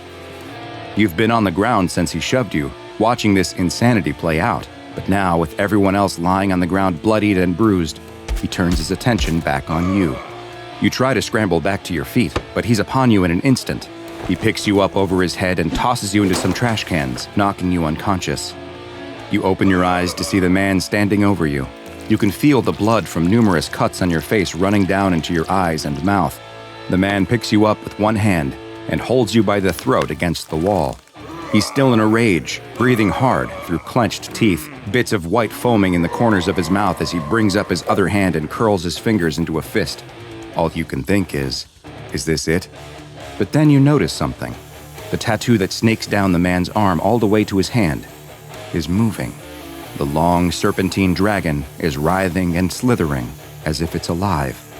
Is this really happening, or just a result of the concussive trauma you've received? There's no time to consider it further, though, as the man pulls back and throws a punch right into your face. You can feel your nose flatten and break from the impact, which understandably distracts you from the bizarre occurrence that follows. Right as the man's bloodied fist makes contact with your face, the dragon on his arm seems to swim off of his skin and onto yours. Like a snake moving through water, it glides off his fist onto your face before sliding down your neck onto your body. There is a searing pain as it moves, like you're being poked with needles over and over. You scream from the pain, blood from your broken nose pouring out of your mouth. The man drops you to the ground and steps back. He no longer looks to be in a rage, and instead looks confused. He looks down at his skin to find that the tattoo is completely gone. A look of unbridled joy comes over his face, and he turns and runs away into the night, laughing with glee as he does so. You are left whimpering in pain, curled up in a ball in the pile of trash where he left you, the dragon tattoo now covering your entire body. As you have probably already guessed, this is no normal tattoo. No, this is an anomalous creature that is known to the SCP Foundation as SCP-021, but it also has another name: the Skin Wyrm. SCP-021 is an obligate parasite that uses the human body as a host. Its visual appearance is in the form of a large, elaborate tattoo of an Oriental-style dragon, which covers roughly 1 square meter of its host's skin. What makes this tattoo truly unique is that it is fully animated and moves on the host's body just as a real animal would, though in 2D like a cartoon playing out in real time on their skin. The movement of the tattoo causes horrendous pain for the host, and has been described as feeling like thousands of tiny needles are stabbing at them all at once, as if a fresh image is being constantly tattooed on their skin, while at the same time, a tattoo removal process is happening. While the tattoo organism is able to move, it seems to prefer spending most of its time on its host's torso, though it has been seen to move around to other parts of the body on occasion. As SCP-021 moves around on the surface of its host's body, it appears to feed on the pigments in the skin. Its favored meal seems to be other tattoos, which it will seek out and devour, though if none are present, or if it has eaten all of the tattoos on its host, it will begin consuming the melanin from the skin instead. Melanin is a naturally occurring pigment found in human skin, and after SCP-021 sucks it from its host, it will leave them with permanent skin damage and patches of unpigmented skin that appear similar to that of the skin condition vitiligo. The feeding itself does not appear to cause the host any pain, and the pigments, whether they are from another tattoo or the natural ones in the skin, will simply disappear as 021 eats them. The pace at which SCP-021 feeds will vary, but it has been observed as being able to clear over half a square meter of skin in roughly 1 hour. One way to prevent SCP-021 from eating all of the melanin present on a human is to quickly add new tattoos of fruits or small animals as a way to continually distract it from turning to the melanin. Thus far, outside of motion, the organism has displayed no elevated intelligence or the ability to communicate. It simply moves and feeds. SCP-021 is not permanently affixed to the skin of any one host, and in fact, can be transferred back and forth between hosts multiple times. The only way to transfer the organism is through physical contact, though skin-to-skin contact does not guarantee that the organism will take to a new host. In the event that it does, the dragon tattoo appears to swim across the touching skin and will affix itself to the new human host. Skin-to-skin contact in the romantic sense has been shown to be the most reliable method of transfer from one host to another, with a 93% rate of successful transmission. However, as you can imagine, the tattooing sensation that comes along with any movement of SCP-021 means that this particular transfer is extremely painful for all parties involved, and the Foundation has deemed that despite its high success rate, it should only be used when absolutely necessary. Contact between two open wounds has been shown to be an only slightly less effective method, and has become the default means of transferring when the SCP Foundation wants to move SCP-021 from one host to another. Transferring the organism from a deceased host to a living one is possible, though more complicated. SCP-021 appears not to mind when its host organism is no longer alive, continuing to feed on whatever pigments are available to it, and does not seem to suffer any ill effect from the condition of its host. It is as yet unknown whether SCP-021 could be transferred to another species. So far, the organism has only been willing to move from human to human, though research into the question is ongoing. It's theorized that if SCP-021 is able to exist on a non-human animal, it would only occur in the rarest of circumstances. Unlike most parasites, SCP-021 does offer some small but tangible benefits to its host human. In addition to hosts of the organism appearing to have an improved immune system, research has also shown that the presence of 021 will increase its host's release and reuptake of epinephrine, better known as adrenaline. It will also decrease the buildup of lactic acid, which is what builds up in the muscles during activity and causes burning sensations and soreness. Combined, these benefits from SCP-021 provide its host with increased strength and confidence, as well as give a heightened pain tolerance during stressful situations. Not surprisingly, the host of SCP-021 also displays a high level of aggression, though whether this comes from their elevated hormone levels or simply because the organism causes them to be in constant pain is still an unanswered question. The amount of time that this symbiotic relationship can be sustained is typically limited to how long the host can tolerate the unceasing pain of the tattoo moving about their body. The persistent agony that a host of SCP-021 endures has led to multiple hosts having taken their own lives, and in a few rare cases, they have also succumbed to fatal skin infections, though these were likely the result of open wounds caused by the hosts scratching at their own skin, rather than anything directly attributable to the organism. SCP-021 is currently contained on the body of a D-Class personnel, D-139, who is housed in Standard Detention Cell 217-A, and the relative ease with which it can be kept on a human subject's body has led to it receiving the safe classification. Only D-Class personnel are eligible to be a host to SCP-021, and current operating procedure is to allow the organism to live on the same host's body until they expire. The exact nature of what SCP-021 is, as well as its origins, remain a mystery to the Foundation. Attempts have been made to trace the path of its transmission from before its time in containment, and it is hypothesized that the organism could be many hundreds of years old, if not older. As evidenced by its low SCP number, 021 is one of the oldest SCPs that the Foundation keeps contained, and it has proven to be a very useful educational tool for new and upcoming researchers as they study this bizarre creature and its existence that occurs entirely within 2 dimensions. A young man steps off the subway into the station. Like many others on their daily commute, he has headphones on and keeps his eyes glued to his phone as he messages his friends, plays mobile games, and watches videos. He takes the escalator up and out of the subway station, paying no mind to the rats that scurry past down the handrail. He steps out onto the street, head still never looking up from his phone. He's made the same trip hundreds, if not thousands of times, each step of his route home so burned into his mind that he could make this journey blindfolded. He turns a corner when, suddenly, he looks up. There's something different.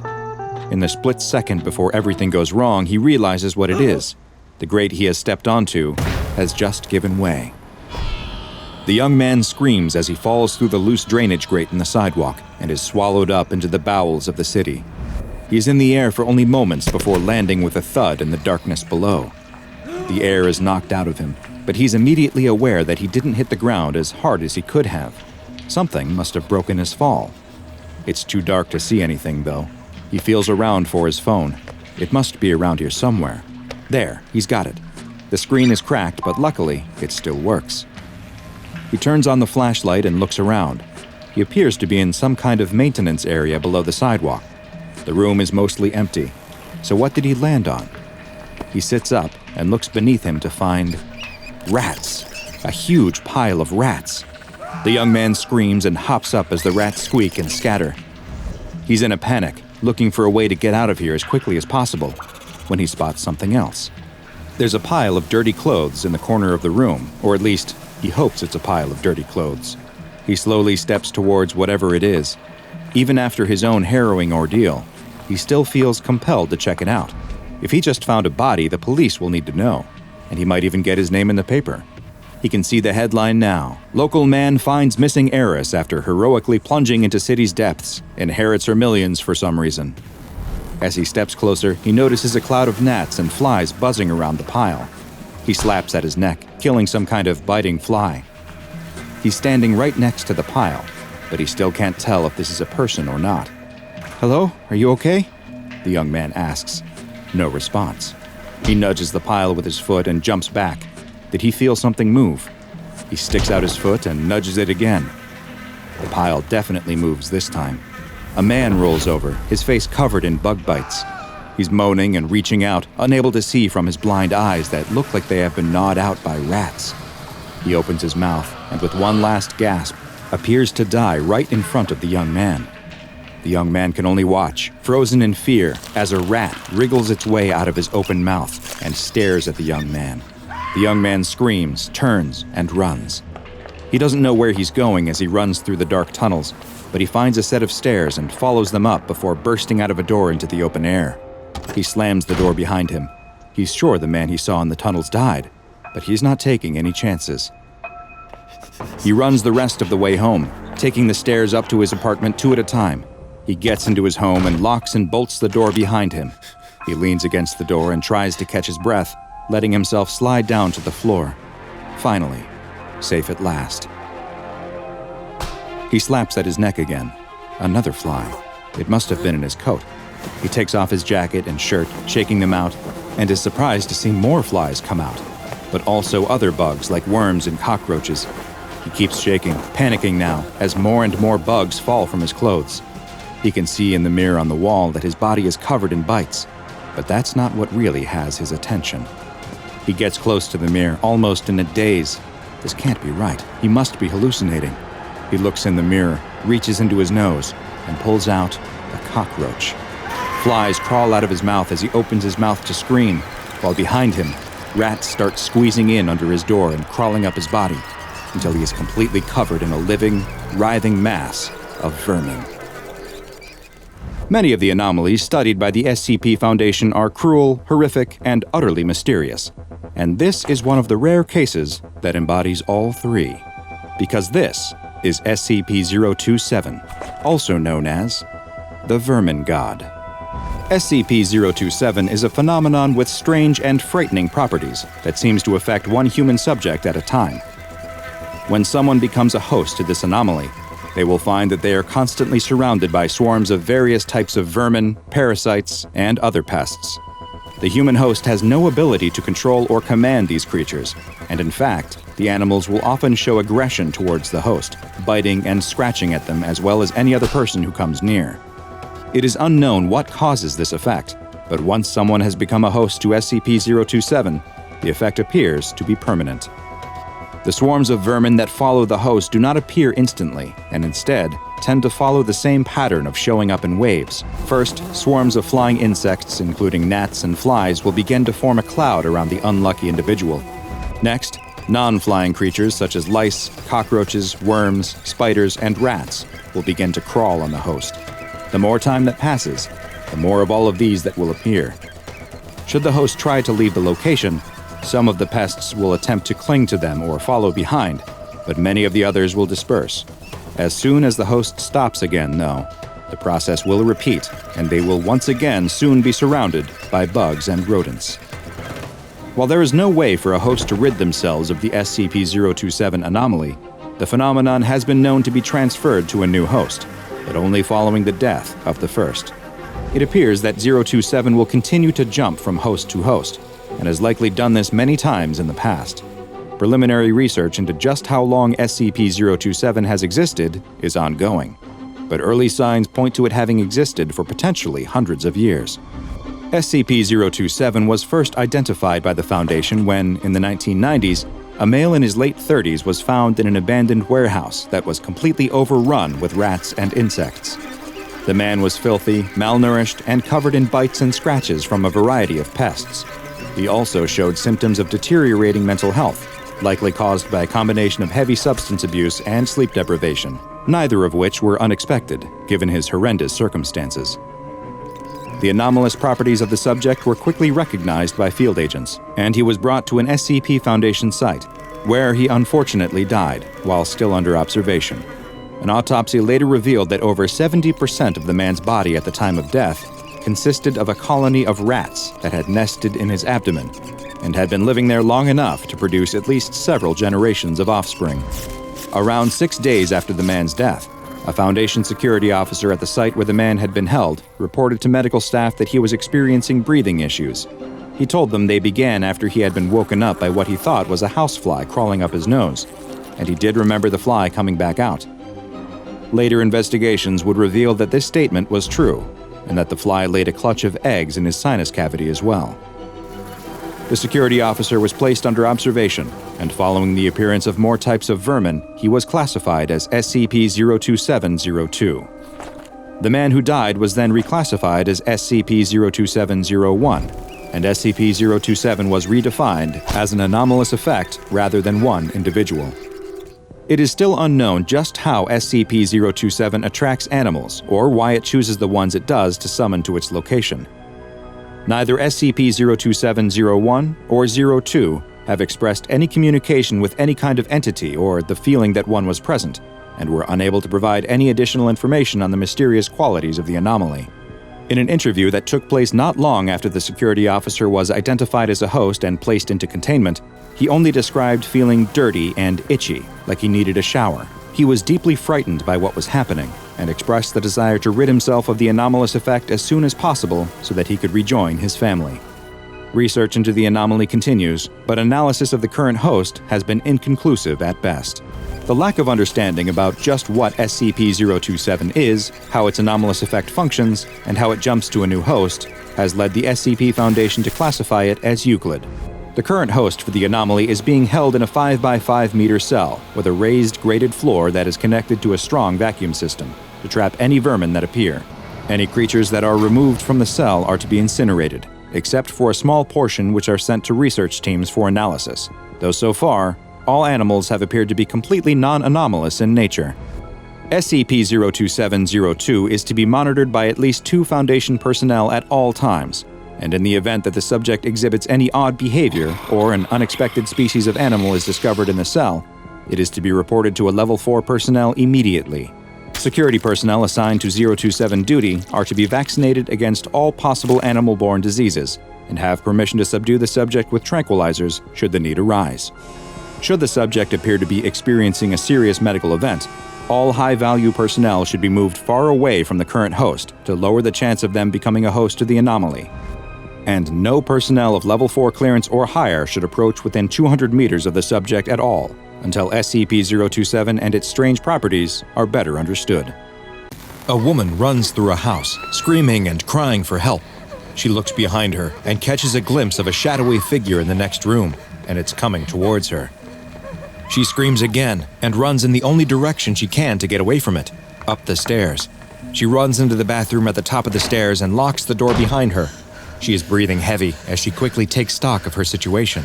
There's a window, but it's much too small for her to fit through, and even if she could, she'd probably break her neck trying to drop to the ground below. There's no way out. She's trapped. But she has an idea.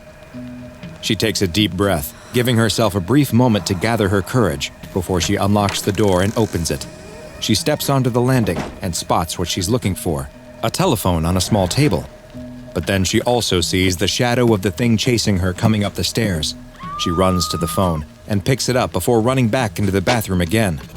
She shuts the door behind her and starts dialing 911, but just as she's about to dial the last number, the phone is ripped out of her hands and slams against the door. She runs to pick it up again, but when she does, she finds that the cord has been cut. There's got to be something else she can try. She rushes to the medicine cabinet and starts searching for anything she can that might help her. She frantically looks for something, anything, but is startled by a loud noise. She turns to see the door bulging on its hinges again and again. Her pursuer is trying to kick it down.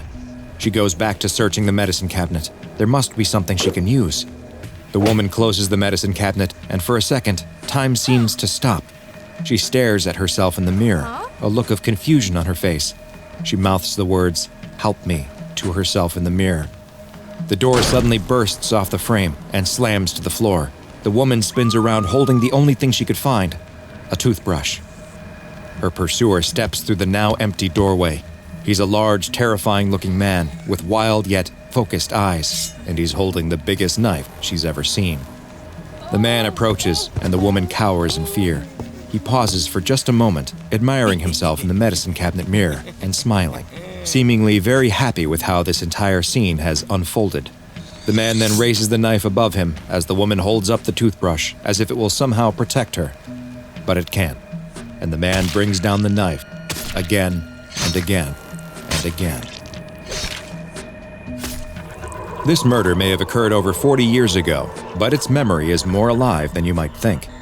Sometimes what happened in the past doesn't stay there and finds a way to repeat itself again and again and again. Though maybe not in the way that you expect. So join me, DrBob, and find out exactly why SCP-987 is known to the SCP Foundation as the Gruesome Gallery. SCP-987 is a collection of 13 different wall-mounted mirrors of varying shapes and sizes, which have been designated as SCP-987 A through M. Over half of the collection consists of medicine cabinets, but the others range in size from small makeup mirrors to full-length mirrors, with the largest measuring 1 by 1.5 meters. The aesthetic style and materials used indicate that all the mirrors were produced between the 1940s and the 1990s, and there's nothing about their construction or immediate appearance that would give the impression that they are anomalous at all. Photos and video of the mirrors also show them to be perfectly normal mirrors, with the surfaces reflecting exactly as you would expect. In all, it appears at first glance that these are completely normal mirrors, though more in-depth research into the mirrors has been made difficult. You'll see why later. SCP-987 mirrors will finally reveal their strange and unnerving characteristics when a person stands directly in front of them and looks at their surface. When they do, they won't see their reflection as they expected, but an image of a completely different place. It was theorized by researchers that these locations being shown were the mirror's previous location, and research into the origins of the mirrors have revealed the original locations of mirrors C, K, and M, which confirmed this theory to be true. But the mirrors don't just show a static location.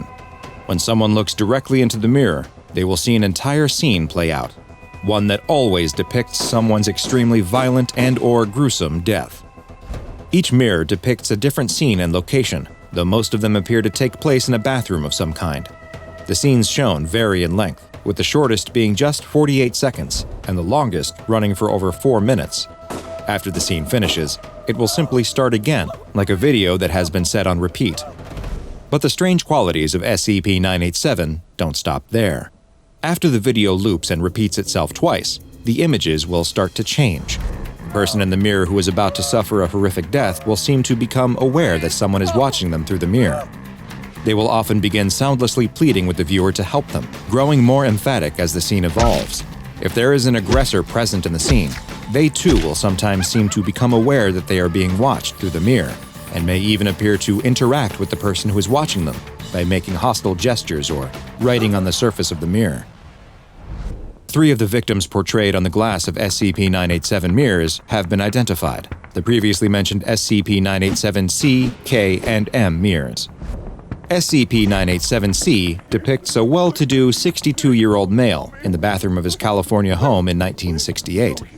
The man is bound and kneeling on the floor when a young Asian woman dressed in lingerie enters the room and proceeds to strangle the man to death. The scene will repeat 1 time and then begin to change. In this instance, the woman will usually stop at the mirror after she enters the room to reapply her lipstick. She will then kiss the mirror, leaving a red imprint on the glass before asphyxiating the man on the floor. When looking into SCP-987-K, the viewer will see a 34-year-old man in the hallway of his home, which has been identified as being in Maine during the early 2000s. The man is standing on a ladder while he installs a new chandelier in the ceiling. After a moment, the man loses his balance and becomes entangled in the elaborate lighting fixture. As he struggles to compose himself, he accidentally pulls a length of electrical wire from the ceiling that becomes wrapped around the man's neck as he falls from the ladder, leading to him being simultaneously strangled and electrocuted. When the scene repeats and starts to change, the man will appear to become more and more apprehensive about his task, and his final moments will become more and more painful looking. His wife will sometimes enter as well, to find his dead body suspended from the ceiling, before the scene ends and starts to repeat.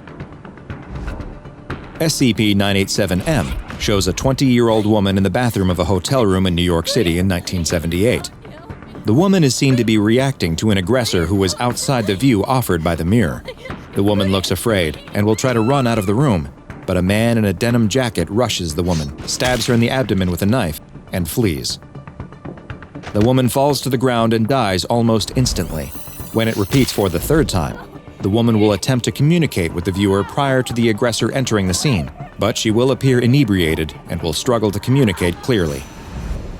If SCP-987 was simply a collection of mirrors that displayed the final moments of individuals and changed on repeat viewings in odd and frightening ways, that would be strange enough. But there's even more to this bizarre SCP. In addition to the mirrors, is SCP-987-1, commonly referred to within the Foundation as the Curator. SCP-987-1 is an invisible entity, visible only to heat-sensitive cameras, that takes up roughly the space of a 2-meter-tall person. The area it occupies is endothermic, meaning it drains the heat from nearby objects, in this instance, from ones that are roughly 1 to 2 meters away. It has also demonstrated the ability to manipulate objects up to 8 meters away that weigh as much as 150 kilograms. SCP-987-1's primary behavior is to move along the ground, going from mirror to mirror in an apparently random pattern. It stops in front of each mirror for roughly 30 minutes before moving on to the next.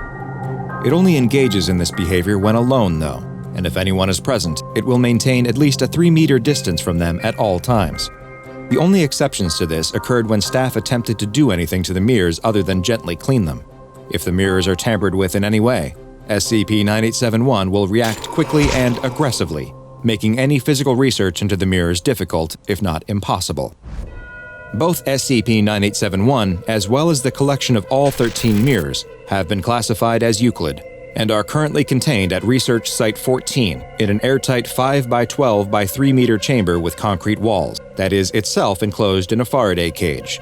The chamber is monitored at all times by both standard and thermographic cameras, but despite this, there have been several instances of SCP-987-1 seeming to breach containment and disappear for short periods of time before reappearing in the containment cell.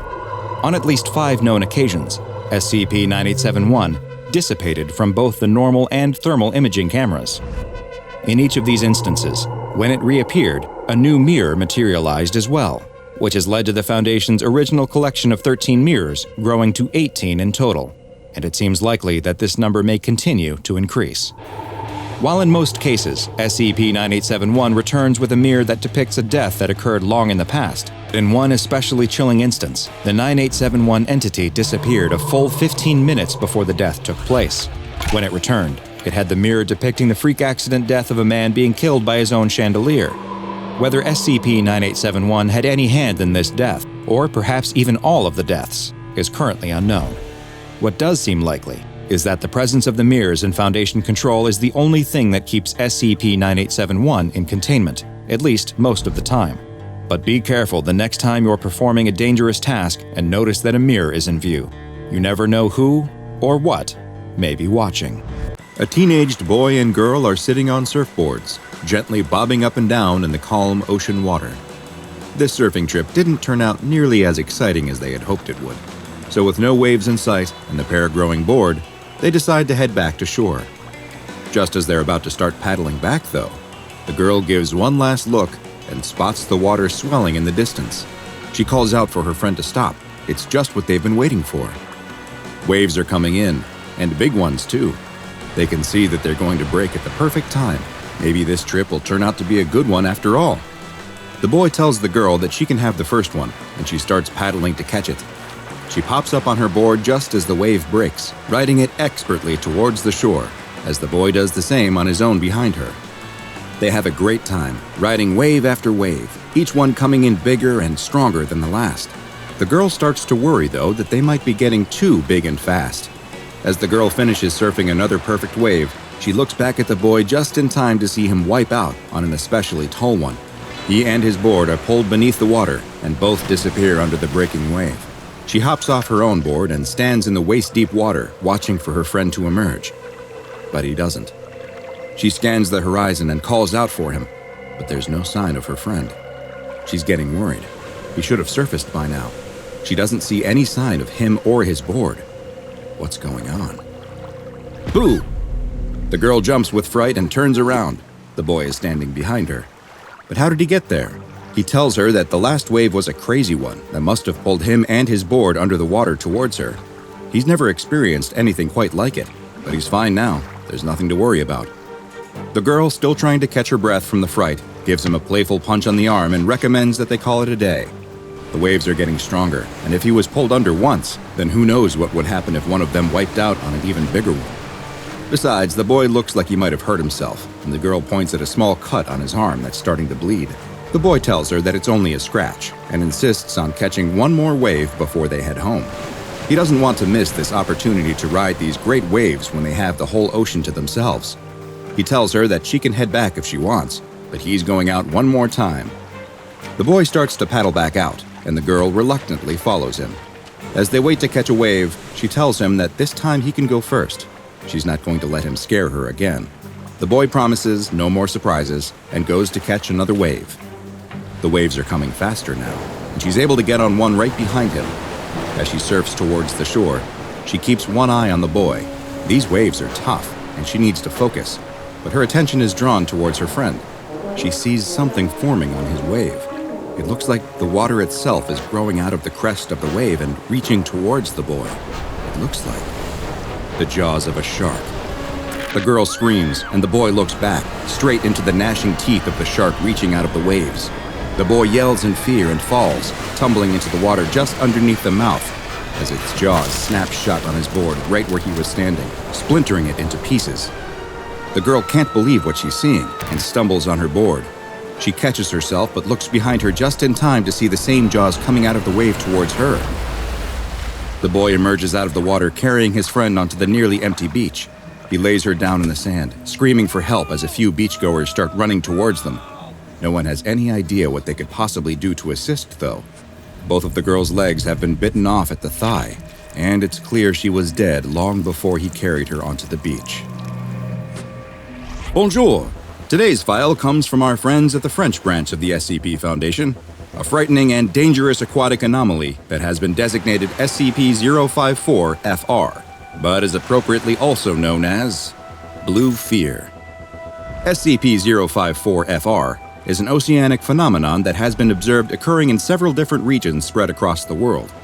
In these areas, of which at least 5 have been identified, certain waves will display extremely dangerous anomalous activity. The waves themselves will seem to physically transform, taking on a shape that resembles the mouth and jaws of a Carcharodon carcharius, a species of shark better known to most as the great white. The giant shark mouth, which is full of row upon row of razor-sharp teeth, will often go unnoticed until it is too late for the unfortunate victim, with the roar of the powerful wave itself covering up much of the sound of the gnashing jaws as it attempts to bite the targeted individual. The SCP-054-FR phenomenon will only appear on waves in these areas that are at least 4 meters in height, but a maximum height on which the jaws will manifest has yet to be identified. Waves carrying the anomalous effect are changed in other ways too. Not only does a terrifying set of carnivorous jaws appear out of the water, but the wave will move faster as well, with SCP-054-FR waves having been measured at rolling 3 times the speed of normal, non-affected waves. The frequency of just how often SCP-054-FR will affect waves is not well understood, but what is known is that waves will speed up when a human or non-aquatic animal is in the water between a wave instance and the coast. The frequency of 054-FR waves will increase dramatically as well when individuals in the area are at least 250 meters from the coast. And SCP-054-FR does not care which aquatic activities you're engaging in when it spots you that far from shore. There have been documented cases involving casual swimmers, snorkelers, and divers, but surfers are, for some unknown reason, far and away the most likely victims. Observations have shown that non-aquatic animals are also at risk of triggering the effect, such as in the case of several seabirds that were seen floating on the water just before an SCP-054-FR wave crashed down on them and the birds vanished, leaving only blood and feathers floating on the surface where they once were. Even some aquatic vehicles like jet skis and small boats have been observed being attacked by the anomalous shark jaws, though it seems to avoid going after larger vessels. If more than one person is present in the area that SCP-054-FR is manifesting, though, then additional instances of the jaws are able to form, either on the same wave or on multiple different ones in the area. The injuries caused by SCP-054-FR are very similar to those of a normal, non-anomalous great white shark, and the force of the jaws appears to be proportional to the size of the wave itself, with larger waves being more powerful than smaller ones. Victims of 054-FR attacks have had entire limbs ripped off. Others were torn completely in half, while some simply disappeared beneath the wave as it crashed down on top of them and the jaws snapped shut. The only way to avoid being bitten or swallowed whole is to dive down under the wave before it impacts, but the opportunity to do so is quite rare given the wave's ability to sneak up on its victims, and the injuries that are nearly always sustained from an appearance of SCP-054-FR are fatal in 68% of recorded cases. The SCP Foundation first became aware of SCP-054-FR following multiple reports of shark attacks caused by great whites emerging out of the waves to attack humans before vanishing back into the water, and the Foundation soon began a series of experiments to try and better understand the anomaly. The first test performed by Foundation researchers was quite straightforward and involved dumping large quantities of animal blood into the water in an area where SCP-054-FR was reported to have been attacking people. Just like with a normal shark, the blood seemed to act as a trigger for the anomaly, causing it to manifest in less than 2 minutes, and the researchers watched as the shark jaws tried to bite at the blood as the wave rolled over it. The test was repeated, but this time human blood was used instead. This also caused instances of SCP-054-FR to appear on the waves, though now they manifested much faster, often showing up less than 1 minute after the blood was dumped into the water. It seems that SCP-054-FR has a strong preference for humans, or at least their blood, and only a small amount is all that is needed to cause the shark jaws to quickly appear. Tests involving D-Class personnel have shown that wounded individuals are 4 times as likely to trigger a manifestation as an uninjured individual, but that there are also ways to limit how often the carnivorous waves will appear. It seems that lying motionless on the water will significantly reduce how often SCP-054-FR will spawn, and slow body movements will decrease the likelihood of an appearance as well. Strangely, while blood will make the jaws manifest quickly, it is unlikely that it is because SCP-054-FR can smell it, since tests that have tried to disguise the smell of both the blood and the human test subjects have all met with failure. So far, all attempts at damaging the anomaly have also been unsuccessful. Bullets fired at the shark jaws pass harmlessly through it, disappearing into the wave as if they were shooting at perfectly normal water. Given its nature, it seems unlikely that the Foundation will find a way to capture and contain SCP-054-FR, so for the time being, all containment efforts have been directed towards keeping humans away from it. A 1-kilometer exclusion zone has been established around the 5 geographic areas where manifestations have been reported, and civilians are completely forbidden to access the areas under the guise of there being ongoing research into marine mammal life that would be disrupted by the presence of any humans.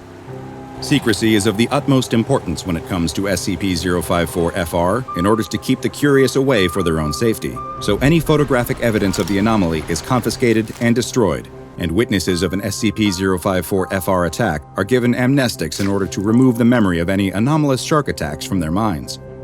The Foundation also engages in an extensive misinformation campaign to debunk any evidence of the anomaly, spreading the idea that any reports of a shark mouth forming on waves are simply hoaxes or misunderstanding of wave dynamics, while attacks are blamed on normal, non-anomalous great white sharks. It is unknown if the 5 areas the Foundation has contained make up the entirety of the locations where SCP-054-FR can manifest, but Foundation agents continue to monitor reports of shark attacks around the world, and hopefully, they will find that they were the result of the regular oceanic superpredator, and not the kind that can manifest behind you when you least expect it. The researchers and guards scream in terror as the creatures run rampant through the factory. Nobody ever imagined they could be so dangerous, and all for a little live entertainment. The janitor rolls his mop cart down the hall of his brand new workplace. It's his first day on the job, and he would never let anyone hear him admit it, but he's a little bit nervous. The building is a huge, fancy research facility, an intimidating, sprawling building, bustling with researchers in lab coats, executives in suits, and dozens of security guards. The previous place he'd worked had cubicles and a break room with a 20-year-old coffee machine, and this place had state-of-the-art technology and keycard locks on every door. Still, he was here to do a job, and that's what he was going to do. Though he was getting distracted by the intensity of the place when there are spills to clean, and apparently, there's a big one. As soon as the janitor had clocked in, a researcher had rushed over to tell him that he was desperately needed on one of the lower levels. So here he was, rolling his cart toward the elevator, holding the researcher's keycard in his hand. His own won't work to take him down to the appropriate level. His security clearance isn't high enough. He wonders, idly, why this company has such tight security, but figures that it isn't his job to ask that sort of question. Instead, he enters the elevator, swipes the card, and hits the button for LG-1. The elevator doors open with a ding, and the janitor wheels his cart out. Right away, he notices something off about this level. There are rows of massive glass boxes, filled with what look like giant fuzzy puppets. He can hear the usual sounds of chatter and footsteps, but there's also the clucking of chickens, the bleat of a goat. Are there farm animals down here? Maybe that's the source of the mess they were talking about, test subject animals or something. He continues past the glass boxes, searching for someone who can direct him toward the mess. As he walks, he feels dozens of eyes on him and stops to glance over his shoulder. His stomach drops as he sees that the creatures he thought were puppets have moved. They turn to face him as he passed by, eyes locked onto his back. Whatever these things are, they're alive, and they're all watching him. He shudders, but continues walking. At the other side of the hall, he can see a huge red spill on the tile floor. His footsteps quicken as he approaches the spill, and a metallic smell fills his nose. He had assumed it was some sort of leakage from machinery, but now, up close, he can tell it's blood. That's it. No paycheck is worth whatever's going on here. He turns to leave, abandoning the mop cart, and comes face to face with a giant furry thing at least 8 feet tall. It grins down at him, reaching toward him with outstretched arms. Before he can run, it wraps those arms around him and pulls him into an inescapable, bone-crushing hug. He struggles, but he can't break free. He can't breathe, the air squeezed from his lungs. In a halting, inhuman voice, the monster says, Teamwork makes the dream work. Then, everything goes black. About 1 week after that janitor's ill-fated first day at work, the local police station received a video transmission from an unidentified man reporting an emergency at the facility. No further information was given, other than the exact location of the facility and the insistence that help be sent as quickly as possible. When the police arrived, however, they quickly realized that the situation was above their pay grade and contacted an organization much more experienced with handling unusual occurrences, the SCP Foundation. The Foundation quickly arrived, administered amnestics to all witnesses, and investigated the area. There, they found something unlike anything they had ever seen before, and for the SCP Foundation, that was saying something. All human personnel at the facility had been terminated or were missing altogether. There was still activity present in the building, however, though none of it was human. There were anomalous creatures roaming the facility uninhibited. They did not resemble humans or any known animals, but instead looked more like costumed characters from a children's television show, along the lines of Sesame Street or Barney. The site manager's office was completely empty of any files, and all hard drives found within had been wiped. Every surface had been sterilized and cleaned to remove any DNA evidence or fingerprints. The anomalous creatures were promptly captured, though they did not go without a fight. Several of the creatures were heard moving through the vents and were unable to be removed due to their speed, agility, and excretion of caustic material. In the underground laboratory spaces of the facility, the Foundation agents discovered glass tubes filled with amniotic fluid, in which underdeveloped specimens were being grown. Agents also discovered containment chambers made of bulletproof glass, as well as pens filled with deceased farm animals, including cows, chickens, and goats.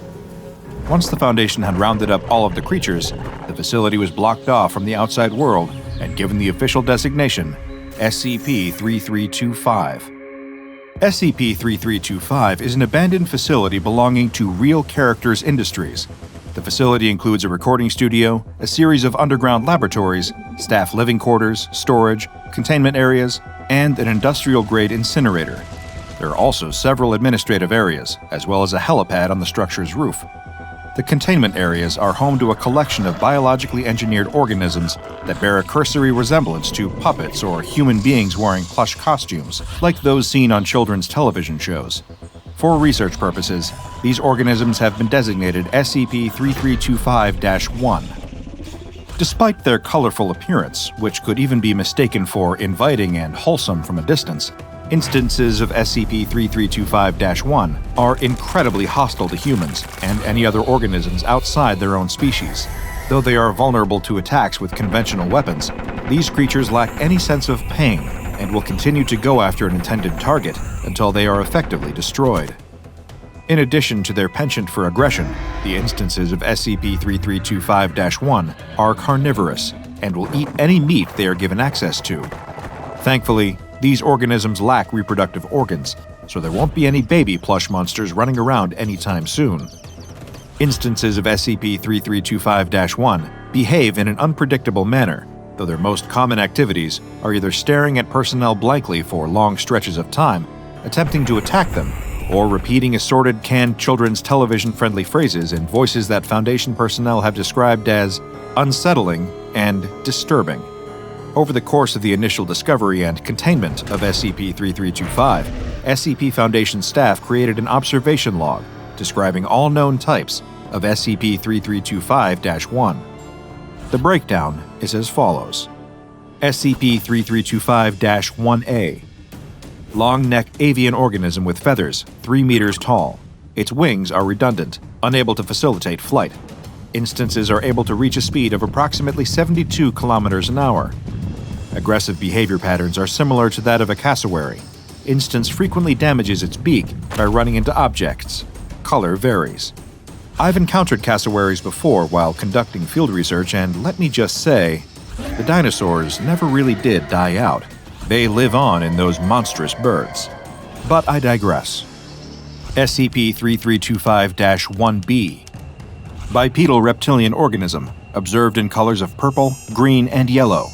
SCP-3325-1C. Bipedal organism covered in fur, 1 meter tall, able to sprint at speeds of around 60 kilometers an hour, observed to attack in packs. Upon acquiring a target, an instance will vocalize a random phrase, which elicits aggressive behavior in other nearby instances. Color varies. SCP-3325-1D. Unknown organism that hides in vents. Object is able to secrete and project a corrosive fluid. The appearance of the organism is unknown. Specimens have yet to be obtained. SCP-3325-1E. Bipedal reptilian organism, 5 meters tall. Constantly sings in a distorted voice. The lyrics of its song are unintelligible, presumably due to malformed vocal cords. Only one instance has been encountered. The other observed variety of SCP-3325-1 is not one specific type of organism, but rather a collection of malformed creatures characterized by the presence of conditions that, in any other organism, would cause death shortly after, if not during, birth. These include but are not limited to necrosis, missing skin, tumors, additional organs in places where they shouldn't be, or other life-threatening deformations. As you might imagine, the appearance of specimens with this classification varies greatly. Following my initial research into SCP-3325, several addenda were added to the official file, consisting of several pieces of pertinent and often troubling media. The first was a brochure discovered on the floor of the facility, depicting a dissatisfied crying child standing next to a puppet, in contrast to an image of the same child laughing and clapping in the presence of an SCP-3325-1 specimen. In addition to these images, the brochure contains this text. In today's world, children are bored of animation, puppets, costumes, and even the once groundbreaking computer-generated graphics. They've seen it all. They know it's all fake. Children nowadays want more. But what is the next step in the entertainment industry? Think outside the box. We're not talking about puppets or any of those materials children know are fake. We, as humans, inherently need to associate with living, breathing creatures, not puppets or moving pictures. We're talking about real characters. Our goal is to provide children with characters that are alive, that will teach them how to manage their emotions and solve life problems realistically. You can't get more real than that. During a subsequent sweep of the facility grounds, an SCP Foundation employee discovered a videotape wedged between the wall and a large papier-mâché apple. Scrawled in pen across the tape's case were the words, "We shouldn't have played God." A transcript of the videotape's contents is included in the file's second addendum, which I will attempt to summarize for you now. The video depicts an unidentified woman standing next to a green instance of the cassowary-like avian species of SCP-3325-1. Two men stand behind the camera, directing the action. Context clues suggest that this tape was intended to serve as a demonstration of the facility's characters, possibly for potential clients or investors. At the start of the video, the woman expresses discomfort with the bird-like creature, which stares at her, still and unblinking. She is instructed to say her lines as scripted, but when action is called and the actress begins to speak, the creature bites her arm. One of the men steps in front of the camera to intervene, but the entity does not respond to his commands. Even when the man begins to strike the creature with a baton, it does not budge. Instead, it bites down harder and harder until blood is drawn. Security is called, and the footage is cut short. After the first tape was discovered, the Foundation conducted several more sweeps of the property in an attempt to locate any additional media they may have missed the first time. During a search of the security room, an officer's backpack was located. It contained several personal items, including a very expired yogurt, a Nicholas Sparks novel, and a bag of sour cream and onion chips. At the bottom of the bag, however, another tape was found. This one appeared to have been surveillance footage captured by security cameras. This was particularly notable, given that all other surveillance footage found at the facility had been destroyed or corrupted, most likely deliberately. To this date, this is the only security footage successfully recovered from SCP-3325. The footage depicts two figures, presumably security guards, standing on a catwalk, looking down at containment pens filled with instances of SCP-3325-1. Each guard holds a long pole with a device attached to the tip, appearing to function similarly to a taser or a cattle prod. The guards talk amongst themselves, joking about shocking the creatures for fun. One guard points out a particular instance of SCP-3325-1, which is standing still and staring dead ahead. The other guard points out another stagnant creature, which appears to be staring directly at the other guard. Disquieted by this, the guard decides to knock the entity's hat off of its head. He grabs an empty bottle, throwing it at the instance. The bottle collides with the hat, but the item does not budge. Instead, it breaks open and begins to bleed, revealing it to be a part of the creature's body rather than a costume piece. The two guards begin to panic at the sight of the security camera before asking Danny in the security room to take the tape. The second guard admonishes the first for his behavior, and the footage cuts. The next addendum to the SCP-3325 file is, in the opinion of this researcher, the most disturbing. Field agents retrieved 79 steel containers from a storage area on the bottom floor of the facility. 41 of these containers contained human bodies preserved in a formaldehyde solution. Additionally, each container had documents attached detailing each person's name and position at the company, as well as the cause of their death. Causes of death listed included mauling, organ failure, necrosis, and scheduled termination. SCP-3325 is classified as Euclid. Currently, SCP-3325 is contained on-site, surrounded by a fence and guarded by no fewer than 4 security guards at any given time. Due to the isolated nature of the location, no further security measures have been deemed necessary. As for the specimens of SCP-3325-1, they are kept in large animal containment cells at a research sector whose precise designation has been redacted from official files. Each of these containment cells has an audio recording device inside. Each specimen is to be fed twice a day on a diet of raw meat, and no direct interaction between research staff and these specimens is permitted without first tranquilizing the entity. The effort to locate and contain all pieces of equipment associated with SCP-3325, as well as any documents pertaining to it, is an ongoing project. At this time, it's uncertain if any of us will ever know what Real Characters Industries was up to, and when it turned from an attempt to revolutionize the children's entertainment market to something far more sinister. What did the researchers discover that signed their eventual death warrants? Was the project truly abandoned, or just moved deeper underground, to a new facility staffed with fresh faces who won't ask too many questions? One thing is certain. Be wary of cuddly new characters that appear at theme parks, at birthday parties, and on-screen in the coming years. It's possible that these creatures are just actors in suits or life-size puppets, and all they want is a hug. But it's also possible that their wide, vacant eyes and friendly smiles hide an uncontrollable rage, an unpredictable intelligence, and a thirst for blood. If he breathes, the bear will see him. Lying flat on his stomach, the boy has no choice but to watch as the hulking brute eats his father before his very eyes. Lying in the thicket just a few trees away, the boy knows that any small movement he makes could prove fatal. A bear this large, hunting for its hibernation, will have no issue chasing him down in a split second and doing exactly what it did to his father, to him. The boy is utterly powerless. All he can do is stay deathly still and watch. They'd found the tracks too late. On the way back to camp, they'd been following the wooded cliff that lines the ocean's edge.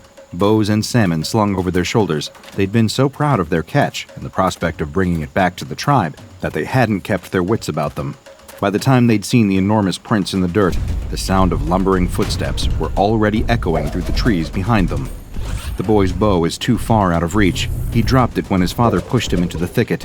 He's got the knife hanging at his side, but he doubts it's long enough to even get through the bear's fatty hide. In contrast, the only thing protecting him from its bite is the leather hide slung across his shoulders and a woven garment from the tribe's elders. One slash of the bear's claw, and he'd be. A breeze ruffles his hair. The boy's eyes widen in horror. That wind hadn't come from in front of him, but from behind, blowing his scent, his fear, directly towards the bear's nostrils. The boy plants his muddy palms into the dirt, staring at the animal. Its nostril twitches, then twitches again. It half turns its head, sniffing the air. Maybe it won't bother with him. The bear's turning back to its meal already. The boy lets out a sigh of relief, and a twig snaps. The bear snarls and whips its head around. For a second, the two of them lock eyes, predator and prey. Then the boy takes off running. Fast as he can, he leaps through the undergrowth, ferns and nettles whipping at his shins. He fumbles the knife out of its sheath and slings the water skin off his shoulder, throwing it wildly behind him. He doesn't know if he hit the bear. He doesn't have time to turn around and see. It's going to be on him in an instant.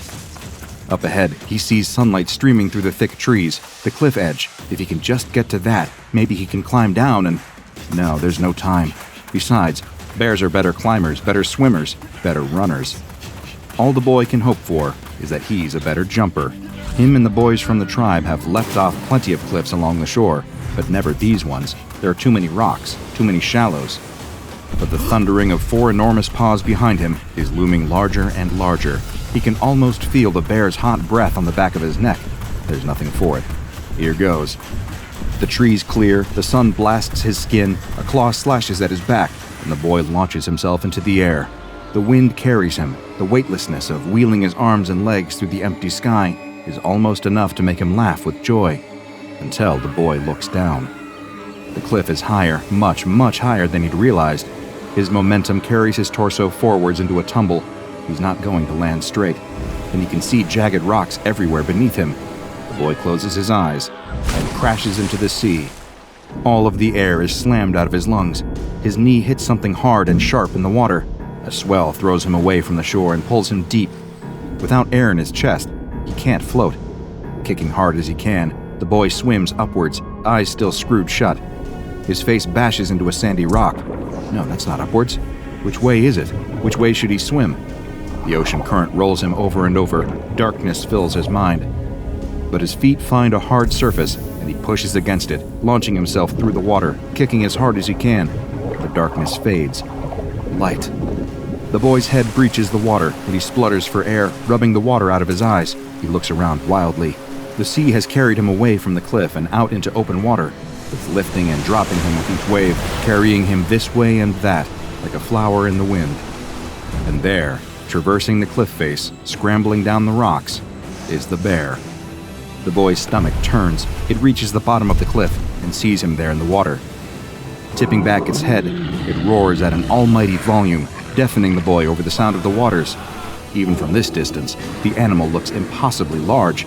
It dwarfs the boulders that line the water's edge. It slips into the water, barely making a ripple, and kicks off from the shore. Going straight for him, the bear is covering the distance so fast, he only has seconds left. With barely the strength to keep himself afloat, the boy knows he'll never be able to outswim this creature. Instead, he takes a deep breath and looks up at the woods, remembering all of the happy moments he'd spent in there with his father. A current swells beneath the boy and almost throws him out of the water. An enormous shadow flies through the depth beneath him. A whale? It couldn't be. Whatever it is, the shadow is swimming straight at the advancing bear. So fixated on its prey, the bear doesn't even notice what's approaching until it's too late. The ocean explodes. A blast of water as tall as the cliffs themselves shoots up into the air and showers the boy's head. Somewhere in the midst of the spray, a monster erupts from the depths. Snapping its jaw around the bear, it lifts the animal into the air and throws it against the cliff. The impact is so strong that a small landslide follows the bear's rolling body as it tumbles back towards the water. But the boy has eyes only for the monster emerging from the sea. Crawling up the rocks with one gnarled foot after another, the boy can hardly make sense of what he's looking at.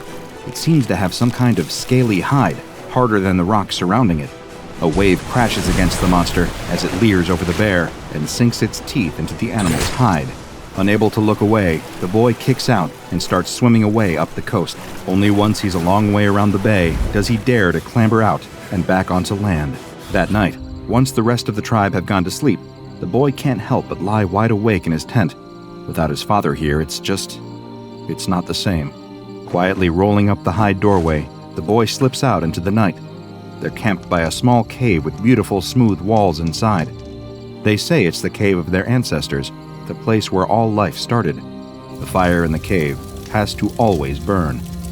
Fortunately for him, the cave is empty. The boy stares up at the wall in wonder. Finger drawings of animals, hunters, mothers, shamans, gods, and forests fill almost every part of it. Only one space remains in the corner, a finger painting of the rocky cliffs with the swelling sea beneath. Dipping his finger into the paint, the boy sits by the wall and starts to paint. A terrible monster crawling out of the sea, with a scaly hide stronger than any rock. That's it. You know that from just some finger painting. The archaeologist turns to the group of researchers surrounding him in the cave.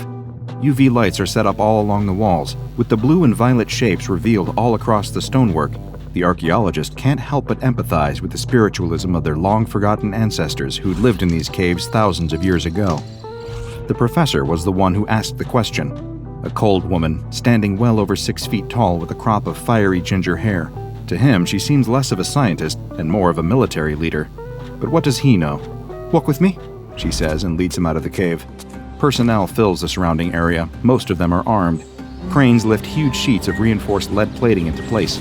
Several mysterious vats line the edge of the forest, each adorned with more warning and hazard signs than you'd see in a nuclear power station. The two of them have to pause for a moment as 3 tanks roll past them. The archaeologist breaks the silence. "You know the reason I started all my research in the first place? Did I ever tell you that story?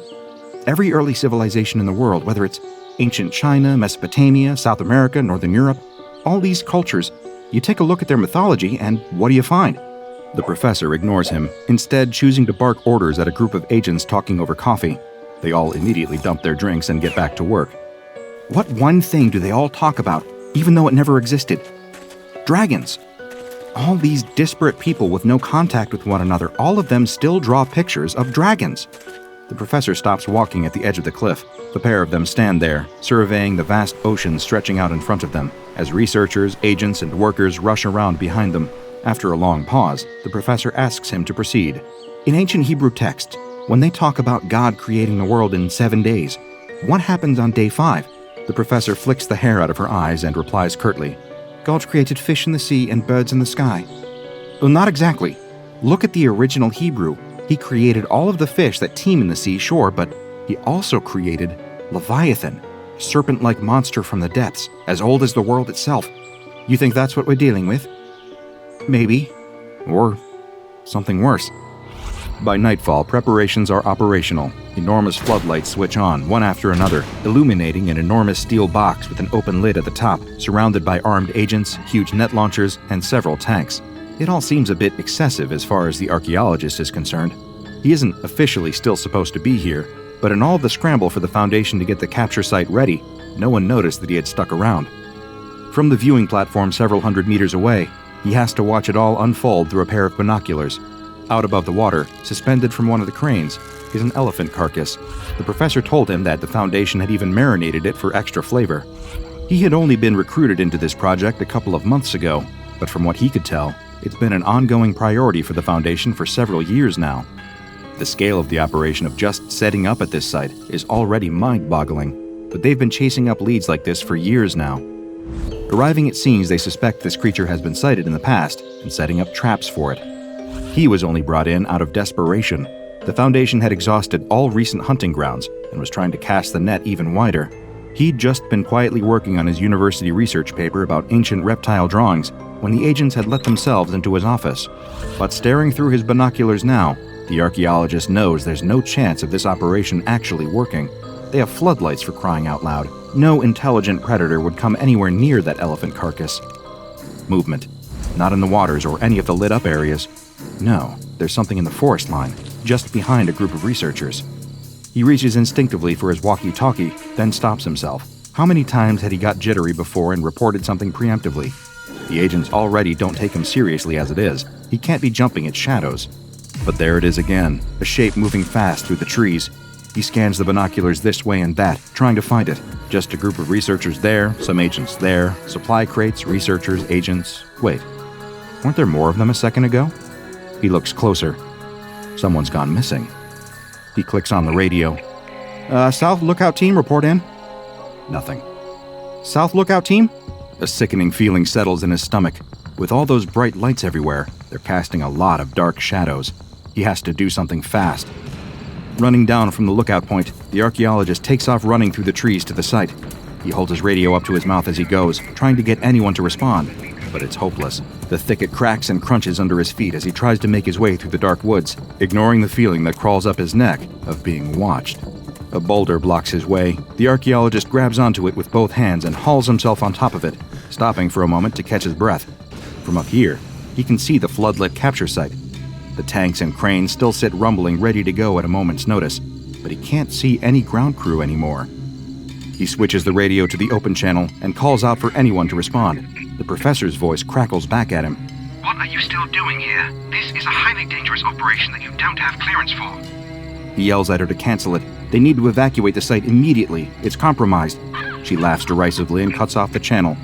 No, she has to believe him. People are dying, and more of them will if she doesn't. The archaeologist whispers to himself in the darkness. It's no monster. It's just an innocent creature. You're playing with a power you don't understand. It's strange. For a moment, he swears he almost hears a voice whispering something back to him in the woods. But when he looks around, he's all on his own. He has to keep moving. The creature could be anywhere. Hopping off the jagged boulder, the archaeologist takes off running through the forest once more, looking over his shoulder every few steps. The light must be playing tricks on him. In the darkness, he can't see the boulder he was standing on a moment ago anywhere. He bursts out of the tree line and into the clearing right next to the steel box. A ramp leads up to the top of it, with a large trap door suspended over the open lid. Well, if he wants to be seen and heard, that's where he needs to go. The archaeologist runs up the ramp and waves his hands wildly in the air. The tanks all turn their turrets to aim at him. The crane holding the enormous steel lid for the enclosure looms menacingly above his head. And there, marching out onto the field, looking absolutely furious, is the professor. Her red hair looks more like a ball of flames right now. We need to evacuate the site now! It's here! She snarls and marches up the ramp to meet him, jabbing a finger in the archaeologist's face. He suddenly realizes how much taller she is. You are not jeopardizing our one chance of catching this thing. Get out of the way, or I will have you detained. Besides, what evidence do you have? But the archaeologist isn't looking at her. Instead, his eyes stare in horror at the elephant carcass suspended behind her. There was a huge, reptilian bite mark taken out of it. A testing bite, like the ones given by sharks. She turns to follow his gaze, and all of her rage is washed away in a sickening delight. It's here. A scream from the crane holding the elephant makes them both jump, but by the time they look up at the cabin, all they see is a hulking shadow leaping away into the darkness. The professor clicks on her walkie-talkie and starts issuing commands. No one responds, except the tank crews. She tries again. Radio silence. Now the gravity of the situation really starts to hit her. Eyes wide with panic, she runs off down the ramp, barking into her radio and leaving the archaeologist up here on his own. Suddenly, under all of these lights, he feels very exposed. It could be anywhere in the shadows. Footsteps, heavy, planted footsteps tremor through the ground, and out of the woods walks the creature. Several meters long, fat from all of its hunting, the beast that would soon be known as SCP-682 slinks into view. It looks up at him, standing there on the trapdoor over a metal box, and looks like it's almost ready to laugh at how easy this will be. Boom! The tank blast hits the creature square in the torso, knocking it sideways. Boom! Boom! Boom! The 3 tanks open fire one after the other, laying round after round into the colossal reptile, kicking more and more dust into the air. Before long, there's a crater in the ground so large that it looks almost like an asteroid hit it. Smoke and dust fill the air. The archaeologist's eyes fill with tears. That majestic creature, roaming the earth long before mankind ever did, exterminated just like that. Cowards. That's what people really are. Cowards. But as the dust clears, a groaning sound echoes around the clearing. The archaeologist shields his eyes and peers into the crater as best he can, but there's nothing there. Boom! He wheels around and almost falls backwards in shock. The SCP has snuck through the haze and leapt onto one of the tanks. It bites and tears at the armored bodywork, doing all it can to destroy it. In a panic, 2 of the tanks point toward one another and fire, destroying themselves in the process. The creature rounds on the remaining tank and bites down hard on the barrel. The tank fires, the round going straight down the monster's throat and exploding inside its gut. The backdraft from the blast shoots back through the tank, and a puff of smoke trails out of the hatch at the top. And suddenly, once again, the clearing is quiet. Turning back to the archaeologist, SCP-682 slinks towards him, smoke still curling up out of his leering teeth. With heavy, thunking steps, it climbs the ramp towards him, stopping just short of the trap door. The 2 of them stare each other in the eye, predator and prey. Neither move for a moment. Then it opens its mouth. The archaeologist closes his eyes. Do you know that you disgusting creatures deserve this? He opens them. Did the monster just speak? What do they hope to accomplish by attacking me? He gulps hard. That whisper he heard in the woods, the rock he'd been standing on. They're scientists.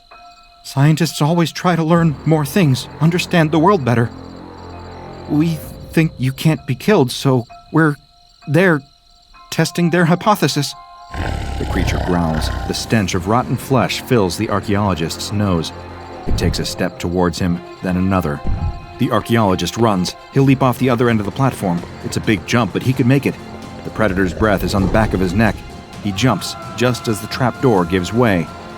With an enormous thud, the SCP falls into the steel enclosure. Before it has a chance to move, the crane unhitches the steel lid, and it crashes down into place, sealing the monster inside. The archaeologist lands in the dirt and rolls onto his back to see the professor, wild-eyed and cheering, up in the crane's cabin. He lies there on his back, panting and staring up at the stars. A clunking sound echoes through the clearing, and the gurgle of a liquid flowing through pipes. He sits up, adrenaline still pumping through him. The professor has plugged a pipe into the metal enclosure and is running gallons and gallons of liquid into it. He follows the tube with his eyes, all the way to the enormous hazardous vats on the edge of the clearing. Hydrochloric acid. His eyes widen in horror. The professor laughs at him. Come on, cheer up. We're just scientists, that's what you said. Just testing a hypothesis. A young man and his girlfriend enter the apartment they share. She tosses her keys on the entryway table as the man checks the time on his phone. He reminds the young woman that they will need to leave soon if they don't want to miss the movie they have purchased tickets for. The woman agrees, but she wants to take a quick shower before they leave. As she goes to freshen up, the man sits down at his computer to get in a quick round or two of his favorite online squad-based first-person shooter. He puts on his headset and jumps into a game. Before he knows it, he's just finished his 3rd round. He checks the time on his phone again and realizes that they were running late. He takes off his headphones and is confused when he hears what sounds like the shower still running. He gets up and goes to the bathroom door and listens. The shower is definitely still on. The man knocks on the door and asks if everything is all right. He waits a moment, but there's no response. He knocks again, and still, nothing. She doesn't usually take showers this long, and he immediately worries that she might have passed out or, well, he doesn't even want to think about it. "I'm coming in, okay?" he announces as he opens the door to check on her. The man immediately notices how steamy the room is. The hot water must have been running for a while, and he's worried she really did pass out from the heat. "What's going on? Are you okay?" he asks, and when there's no response again, he pulls open the shower curtain to find nothing. Just an empty tub. There's no sign of his girlfriend anywhere. The man is beyond confused. He turns off the water and goes to the bedroom, but she isn't in there either. He runs to the front door, but it's still locked, and her keys are sitting on the table. He unlocks the door and sticks his head out into the hallway anyway, but nothing is out there. What is going on? He checks the bedroom again, then the bathroom, but she hasn't suddenly reappeared in either. He's in complete shock, unsure of what could be happening. He sits down on the toilet and puts his head in his hands. His head is spinning as it feels like the world is suddenly falling down all around him. The police are immediately suspicious of the man's story. His girlfriend simply vanished while taking a shower? You expect us to believe that? The detective asks. The man has no answer, though. It's as if she simply blinked out of existence. He's convinced she must still be in the building somewhere, that she somehow slipped out without him noticing. But none of the security footage from inside the building shows anything abnormal. There's footage from the cameras in the lobby of them entering the building, but nothing after that of her leaving. Just as in every missing person case like this, the boyfriend is the #1 suspect. But without any evidence, they can't hold him any longer. After many long hours of interviews, they finally allow him to leave, but not back to the apartment, since it's an active crime scene. The man has no family to speak of, and his few friends seem to have the same suspicions as the police and want nothing to do with him. His girlfriend was the only person he truly had in the world, and now she's gone. He's put up in a shabby motel, and days pass, then weeks, then months, but no evidence of the missing woman ever turns up. The man replays the memory of that day over and over in his head, searching for some kind of answer, but try as he might, he can't remember anything helpful. No clue as to what could have happened. The case is completely cold, and has been from the very start. The police eventually have to move on to newer, more solvable cases, and they finally allow the man to return home. He's overwhelmed with emotion the first time he enters the apartment. The place is a mess. It looks like the police turned it inside out looking for clues. Not knowing what else to do, he starts the long process of cleaning up the apartment. After hours of putting things away, he eventually gathers the strength to go to the one room he's been avoiding, the bathroom. He opens the door to the last place he's certain his girlfriend was. He enters to find that it looks like the rest of the apartment, as if someone has looked at every single object. But just like him, the police never found any trace of where she went. After straightening up this last room, he decides that he should take a shower and go to bed. It fills him with dread to think about standing in the last place he knows where she was.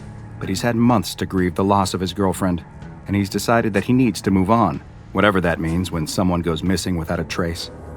He turns on the shower and lets the water heat up before stepping in. Once he's in, every thought he has is about her. He wonders if she ever actually got in the shower at all, or somehow used it as a diversion to slip out unseen. He just can't figure out how. The day's events race through his mind, just as they have 1,000 times before, but his thoughts are interrupted when he notices that the water has started to pool around his feet. He looks down and sees that the drain cover looks normal. Maybe there's a clog, though. Do showers clog when they're not used? He has no idea. He bends down to get a closer look.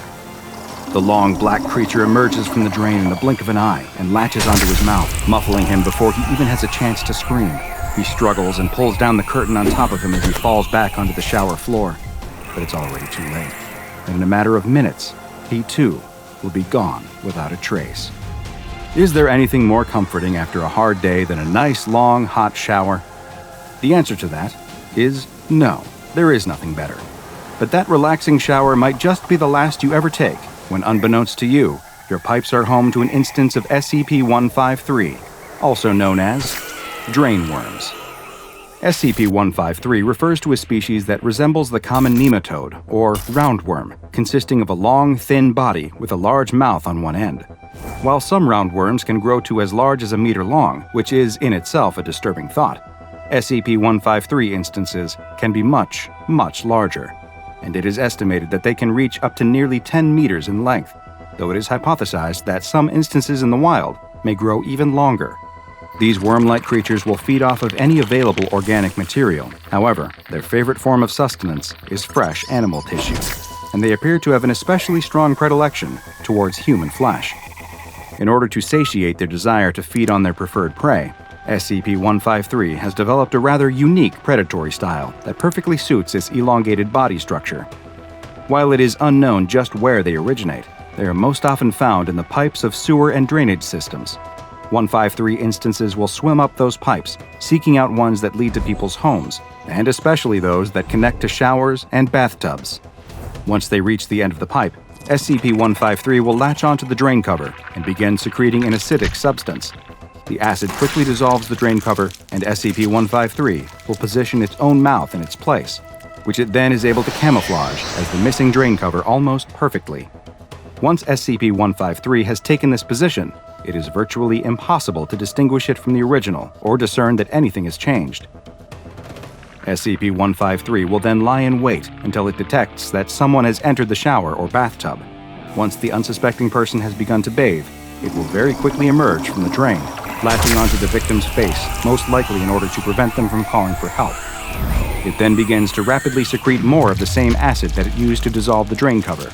With how effectively it was able to dissolve metal, it's no surprise that SCP-153 is able to quickly produce the same effect on its victim.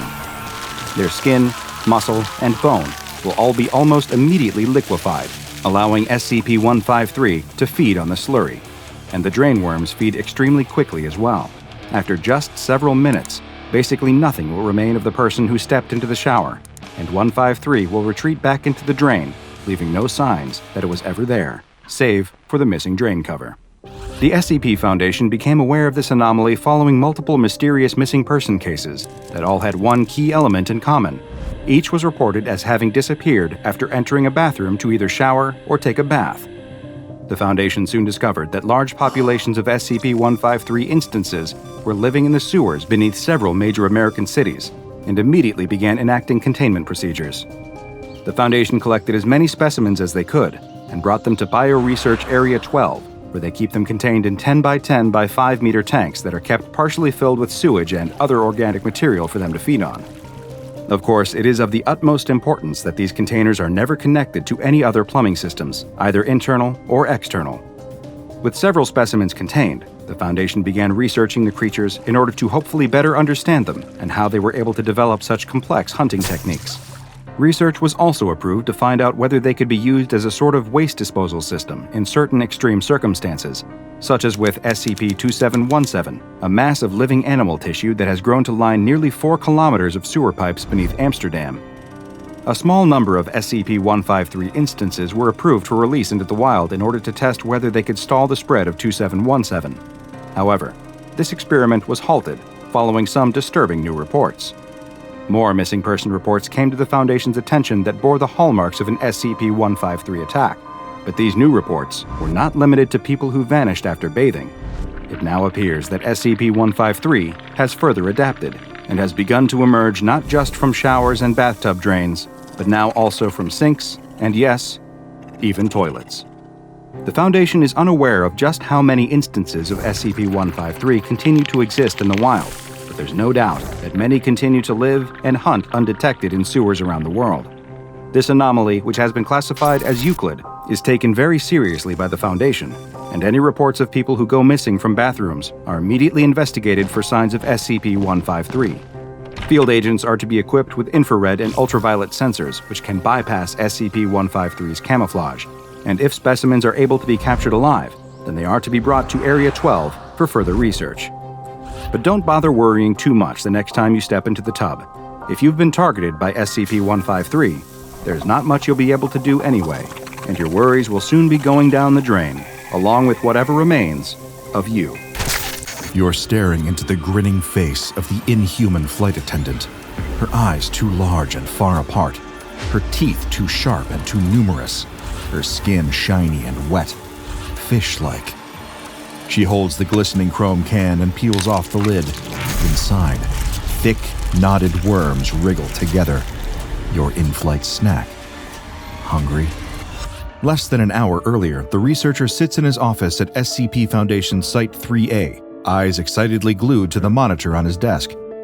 On it, he can see a live video feed being streamed directly from the camera pinned to the collar of D-Class 1442. Through this remote viewing setup, the researcher will be able to view the first manned testing of a recently acquired anomaly, one so new that the official file is still actively being written. As a relatively new researcher at the organization, this is his chance to make his mark on Foundation history. The anomaly is a plane, an entire plane retrieved from the Pacific Ocean and brought to a hangar at the site. Like many items recovered by the Foundation, it seems perfectly normal at first glance. In fact, it almost seems too normal. After crashing into the ocean, the aircraft should be visibly damaged, but there's nothing wrong with it. Not so much as a scratch on the exterior. The interior is pristine, and the mechanical parts are all perfectly operational.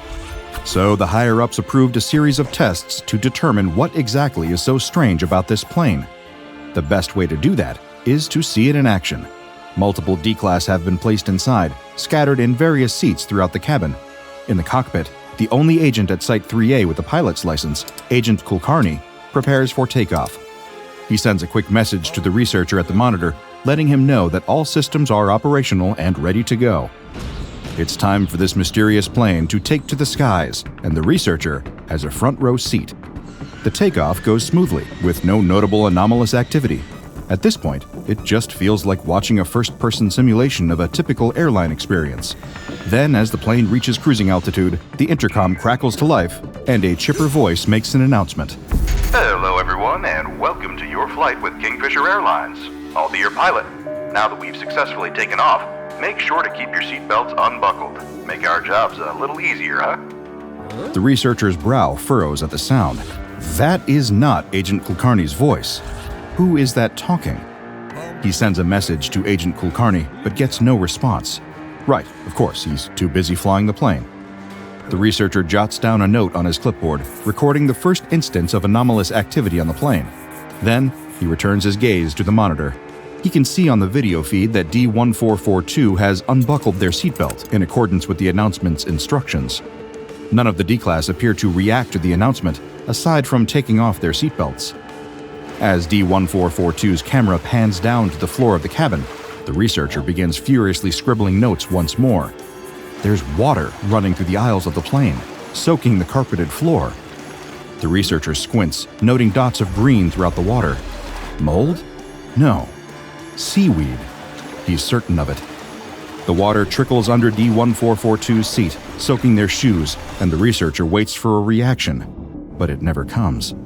It's as if the D-Class hasn't noticed the apparent seawater spilling into the plane. The camera pans around the plane, and much to the researcher's surprise and frustration, none of the other D-Class are reacting either. He scribbles down some more notes. This must be part of the plane's anomalous nature. Those inside don't notice that anything unusual is happening, even though it is. But why seawater? He underlines the question several times for emphasis, but no answer reveals itself. At least, not yet. He has to admit, it's a bit unsettling to see a plane full of D-Class acting as if they're on a perfectly ordinary trip on a perfectly ordinary plane, as saltwater pools in their shoes, seeping into their socks. Look at the seaweed floating through the waves of water. The researcher can almost smell it, the briny sting of salt in his nose. He wonders what it might mean, and shudders as his imagination runs wild. Perhaps the plane drowns its passengers. Nope, there's no use getting ahead of himself. Better to just wait and see what happens next. It doesn't take long for the next dramatic development to unfold on the monitor. The camera shakes violently as the plane apparently experiences some turbulence. As if reading his mind, D-1442 makes a comment about the turbulence, turning the camera toward the window. Just like the water, D-1442 cannot see anything unusual outside. But on his monitor, sitting in his office, the researcher can see the truth. Even if he doesn't understand what it means yet, there's something caught on the wing of the plane. That much he knows for sure. He squints, leaning forward until his nose is almost touching the screen. What is that? The plane rocks again, and the wing is yanked upward a bit by what he can now see as some kind of wire. He can't see where it ends. It just extends up into the sky until it vanishes from view. And then D-1442 is turning the camera away from the window again, and the researcher can no longer inspect the wire tangled on the wing. The camera is now trained on the aisle again, where two figures are trudging through the sopping wet carpet, wheeling a wobbly cart. As they move down the aisle and closer to the camera, the researcher manages to get a better look at them. A man and a woman, neither of whom look familiar to him, both dressed in matching blue uniforms. On their blazers, they each wear a pin in the shape of a fish and a hook. Atop their heads, blue hats are pinned in place. Though there is nothing immediately off about their appearances, their very presence is of concern to the researcher. There were no flight attendants placed on board. Why would there be? This goes beyond seawater and strange wires on the wings. Now there are brand new humanoids anomalously appearing aboard the plane, wobbling down the aisle with a cart full of drinks. No, not drinks, cans of some kind. As the flight attendants walk, the researcher takes note of their unusual gaits. They move with awkward, arrhythmic plodding steps, like a newborn deer learning to walk for the very first time. For a baby animal, it's endearing. For two supposedly adult humans who have appeared as if from nowhere, wheeling their cart of mysterious cans, it sends a shiver down the researcher's spine. As the female flight attendant approaches D-1442, shiny metal can in hand, the camera captures a glimpse of her face up close. Her eyebrows are drawn on too high, giving her a wide-eyed, shock appearance. No, it isn't just the eyebrows. Her eyes themselves are a bit too wide. Her mouth is stretched in a broad, red lipstick grin, showing just a few too many teeth for the researcher to feel at ease. As she offers the can to D-1442, and they reach out to take it, the researcher notes that the flight attendant does not blink once. She never speaks either. She just holds that unsettling smile and waits for D-1442 to take the can from her hand. Then she moves on to the next passenger. D-1442's camera tilts down toward the can, and they peel back the lid to reveal its contents. As the lens focuses, the researcher's stomach turns at the sight. The can is filled to the brim with writhing, squirming, fat and juicy earthworms. The sort his father used to bring on family fishing trips to bait the hooks with when he was a little boy. D-1442 reaches into the can and pulls out a long, wriggling worm, lifting it toward their face. No, please don't do it. But they can't feel the researcher's revulsion, nor do they seem to even realize they're holding a worm and not a more conventional airplane snack. The camera is mercifully turned away from D-1442's face, so the researcher doesn't have to watch, but he can hear the wet chewing, and he knows exactly what is happening. He covers his mouth, fighting the urge to gag as he watches the rest of the D-Class follow suit, opening their cans and beginning to eat the worms one at a time. With all of the worms passed out, the two flight attendants begin to shamble back up the aisle, pushing the cart through the thick layer of green seaweed that now blankets the floor. There's even more of it than there was a few moments ago, and the researcher can no longer see any of the carpet beneath. The two flight attendants vanish behind the curtain at the front of the plane, leaving the passengers alone with their worms. Nothing else unusual happens for nearly 2 hours, and the researcher sits and watches as every passenger in the camera's line of sight slowly devours each and every worm in their respective can, occasionally idly glancing out the window or flipping through a magazine. The researcher is just beginning to think the anomalous events might be over when the curtain opens once again. The female flight attendant is back. At least, he thinks it must be her. The silhouette looks the same, but it's difficult to be certain. Her face is no longer visible. Instead, it is wrapped in wires that look identical to those spotted on the wing during the supposed turbulence earlier. The wires are draped around her entire body, hanging from her arms, her shoulders, and brushing along the floor next to her shoes. As the flight attendant begins to walk down the aisle in those same eerie plodding steps, she reaches out to a passenger, and the researcher nearly falls out of his chair in shock. Her hands. They aren't hands anymore. They've been replaced with fishing hooks, giant fishing hooks the size of the hands she once had. She walks past D-1442, headed toward the back of the plane. She's out of sight for a few moments until she crosses back into the camera's view. There's a passenger with her, a D-Class with his hands tied together behind his back, wrists bound with something thin and transparent. Again, the researcher remembers those trips with his father. Fishing line. The man is bound with fishing line. He follows the flight attendant with a docile expression, seemingly unconcerned by his state of captivity, the strange wires, and her hook hands. As the flight attendant and the passenger pass the camera, the researcher can see that he was mistaken. She does not just have one passenger with her. She has 5, all with their wrists bound in fishing line, all following her without one word of protest or attempt to resist. The flight attendant and the 5 passengers all vanish through the curtain. D-1442 places the now empty can of worms in the back pocket of the seat in front of them. Then, everything is still again for a while, save for the continuous flow of seawater through the aisles, filling the cabin inch by inch. It is at D-1442's knees now and creeping ever higher. Still, they do not budge. All of a sudden, the plane shakes violently. D-1442's gaze, and the camera with it, snaps toward the window. There, cloud formations rapidly whirl through the air, pouring buckets of water. Lightning flashes, illuminating the darkened sky for a moment. In that moment, brief though it is, the researcher can make out some odd shapes snaking through the air, weaving between the clouds. Another flash of lightning reveals them. Eels. If his guess is correct, he'd say they are electric eels specifically.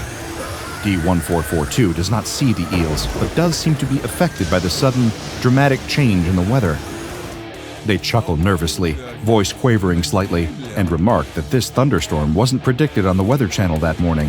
The plane shakes again as another flash of lightning breaks through the darkness, revealing more and more eels. The window itself is wobbling, the glass beginning to buckle under the pressure of the water outside, more and more pouring against it. Crash! The glass shatters, and water pours in through the open window, where there should be roaring wind. An eel flies through the window, landing on D-1442's lap. It flops furiously back and forth as D-1442 passively ignores it. The water levels begin to rise rapidly, up and over D-1442's legs, up their chest, until the water is covering the camera lens. Luckily, the camera is outfitted for underwater filming, though the researcher never expected that particular function to be relevant while testing an anomalous airplane. It continues to pick up video, displaying it all on the monitor as it begins to shake violently. The sound of choking can be heard as D-1442 attempts to keep breathing normally, even with water flooding their mouth and lungs. They choke and splutter, slowly drowning without even realizing they're underwater. The camera begins to drift upward, floating away from its place on D-1442. As it hits the ceiling, it swivels and reveals D-1442's unconscious body, floating there below. The rest of the passengers, the ones who didn't leave with the flight attendant earlier, are also drifting through the water, unconscious or worse. Their bodies are covered in green, the seaweed from before growing over them. The researcher is writing furiously now, getting down every detail.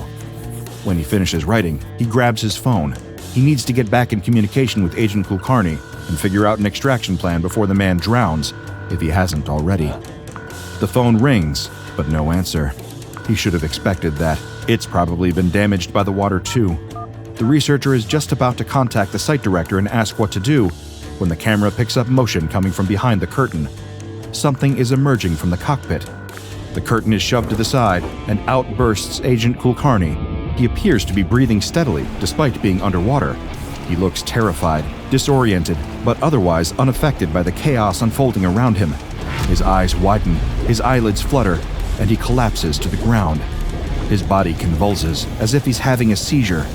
He opens his mouth as if to scream, but nothing comes out. Well, at least no sound comes out. Something else does. His jaw opens wider, wider, and wider still, his jaw unhinging like a snake, or an eel, the researcher thinks. There's a glint of metal in the back of his throat, and all at once, a large fishing hook comes rocketing out of his mouth. Another follows it, and another, all connected to fishing line that seems to come from deep in Agent Kulkarni's stomach. Whatever anomalous forces have changed the plane, filled it with water, created eels and flight attendants, have also changed him. The hooks push through the water, moving of their own accord, and attach themselves to the remaining passengers. Some only hook their clothes, others hook deeper, and blood colors the water. Something, and the camera doesn't pick up what, grabs hold of Agent Kulkarni's leg, pulling him back into the darkness beyond the curtain. As he goes, his body pulls the fishing line, dragging the hooks and the passengers with him. One by one, they vanish from view until the plane is empty.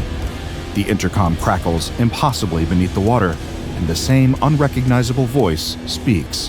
Thank you for flying with Kingfisher. Silence for a moment, then static. The video feed has been lost. The researcher throws his clipboard against the wall, unable to contain his rage. They lost an entire plane full of D-Class and his valued colleague, and received no concrete answers about the plane. If anything, he has far more questions. One of which is, where is the plane now? A recovery team manages to locate the plane in a surprising place. It lands a few hours later in the same place where it took off. It should be damaged, filled with water, covered in broken windows and gouges from those hooks. But it is just as spotless as it was when they found it. Not a drop of water or speck of seaweed to be seen. No sign of any of its passengers either, or the captain. The only thing on the plane that wasn't there before is the camera, completely dry, sitting in D-1442's seat as if nothing ever happened. Its locally recorded video confirms the researcher's witness account. Everything he saw seems to be completely real. All planned test flights that were intended to follow this first one are canceled due to concerns from the Ethics Committee, as well as budgetary concerns regarding the loss of staff. The researcher turns in his notes, his job complete. Then he requests a transfer to another assignment. He's had quite enough of SCP-3531. I can't say I blame him. I was never fond of flying in the first place, but this anomaly has introduced a new level of dread to the experience. SCP-3531 is a Boeing 737 airliner that is unremarkable in every way at first glance. The exterior and interior appear normal, and when not in flight, the plane is completely non-anomalous. When SCP-3531 is in flight, however, that's a different story. Photographs, videos, and audio recordings taken inside of the craft while it is in the air show forms of aquatic-based anomalous phenomena, as well as humanoid figures that manifest and act as flight attendants, despite not being present before the plane takes off. However, in spite of this obviously unusual phenomena, observers are either ignorant of it or unwilling to acknowledge it. Even when presented with video evidence, they will refuse to believe it. Outside witnesses appear to be unaffected, with the ignorance or inability to perceive the anomalies limited to those physically inside of the plane. SCP-3531 was first discovered by the SCP Foundation when Mobile Task Force Lambda-4 birdwatchers conducted a routine inspection of the plane's black box footage. The footage included the following recorded audio. Look, I'll get you your shipment. We've been held up with processing. Yes, I know how many times I've said it. It's finicky. No, I swear, it's just logistics. The clothes are the main problem. We can't get them off mid-flight, so... It's not the attendants, no, they're working fine, but it's hard enough to convince the people that they're on a normal flight. Getting them to, prepare themselves like that would be... No, I'm sorry, it'll be fine. It shouldn't take much longer. The shipment will be... The voice on the recording was identified as Mrs. Janet Kaminsky, a missing pilot who was presumed dead along with the crew and passengers of the flight. How did they all die? The plane crashed into the Pacific Ocean. I can't be certain of what happened, but if I had to guess, I'd say she made that shipment after all. SCP-3531 is stored in the hangar of Site 3A. Tests using SCP-3531 may only be conducted at the discretion of the site director. The details of SCP-3531's nature are somewhat sparse, at least in terms of what is available to someone not assigned to its research team. The best that I can surmise is this. Kingfisher is not a legitimate airline, though I'm sure you've already figured that out. I believe they are a company that services clientele who are interested in fishing, though not for what we might think of as traditional fish. It would seem that humans are loaded onto this anomalous aircraft and kept there, seated and docile, for Kingfisher's clients to capture. Whoever or whatever these clients are, presumably the voices on the other side of Janet Kaminsky's phone call, they are fishing for humans using anomalous means. Who knows how many shipments were made using SCP-3531 before it was seized by the Foundation? The fictitious airline, the plane, the flight attendants, all made for the perfect ruse, and the victims fell for it hook, line, and sinker. A face screams in terrible agony. In the darkness, you can't quite make out the shape of its body, but it doesn't look human. It's large and square, almost boxy. Two things you should know. This is a fate worse than death, and it isn't the only one. It's a busy but ordinary day in Hangzhou, China. People are rushing to and from work, going to school, going for walks, buying a hot meal and a cup of tea. But for one young police officer, this is a monumental day. He has been assigned the biggest case of his career, and he grips the stack of files with sweaty, trembling hands as he considers the weight of this moment. It isn't just one case, not really. It's actually 6. 6 separate missing person cases that he's beginning to suspect might be connected. Our detective wishes he could take a moment and transport himself away from these harrowing missing person cases and clear his head. But while he's unable to, we can. Thanks to the sponsor of today's video, Raid Shadow Legends, the hit mobile hero collection RPG played by over 80 million players across the world. And they've got some huge news for both new and returning players, the recently added Live Arena. To tell us about it, I've invited a fellow academic to join us today. Professor Death Knight here with a lesson about Live Arena, the new PvP mode where you can fight against other players in real time. Sounds terrifying? Well, so's going to the dentist. You should still do it. Live Arena has a draft feature where you can pick and ban champions to fight for you. Teamwork. When you win matches, you'll get Live Arena crests towards unlocking special area bonuses, or so I hear. I'm too afraid to try any of this out. All right, class. Any questions? Yes, Dr. Bob here. What's your personal strategy for Live Arena? Well, everyone thinks I'll go in fighting, but nobody expects my charm. My best strength is the gift of gab. So when they try to attack, I'll just be like, nice weather we're having, eh? Nobody'll see it coming. That doesn't sound like a very effective strategy. Do not pick me for Live Arena. Seriously, don't. I'm too young to be bone meal. Well, thank you for your... Class dismissed! Do we have a bell? Oh, we should totally get a bell. Class definitely not dismissed, but there's a bunch of brand new content in Raid Shadow Legends related to the animated limited series Call of the Arbiter, including a free legendary champion, the mighty orc warlord Artak. All you have to do to get him is log into Raid for 7 days between now and July 24th. Easy. New players, use my link or scan the QR code right here and get a free starter pack with this cool in-game loot. So just hit my link in the description and I'll see you on the battlefield. And now, back to the case at hand. The detective was beginning to suspect that the 6 separate missing person cases might be connected. At first glance, they seem unrelated. The victims have very little in common, except one thing. They all worked at the same office. An office that closed 1 month ago, a casualty of international corporate downsizing. No one from his police department has bothered to look into this angle, assuming that it will lead back to more dead leads. But the young officer can't shake the feeling that there is important information waiting for him in that abandoned office building. So, after finishing up his lunch and dabbing the nervous sweat from his brow with a handkerchief from his pocket, he sets off toward the old office building in hopes of cracking the case wide open. As he makes the trip, he considers some other possible theories. Maybe the missing employees skipped town, overwhelmed and depressed from their unexpected job loss. But would they really let their families worry like this? Some of them have wives, husbands, children, all of whom would notice their absence and assume the worst. No, this isn't a simple case of a group of colleagues all vanishing to blow off steam in another city somewhere. Something bad happened. He can just feel it. Maybe they uncovered corporate secrets and someone decided to silence them before they could blow the whistle. But then again, what sort of secrets would be worth killing for at a printer company? It feels worthless trying to guess, trying to fill in the gaps in his knowledge with wild speculation. The only way to find out was to examine the building for himself and see if he can find any clues at all that lead him to the whereabouts of the missing 6. When the young officer reaches the building, he finds the door padlocked shut. Luckily, he prepared for this and brought some industrial-strength bolt cutters that snapped the lock into pieces with very little effort. Why lock up the building like this? There can't be anything valuable left inside.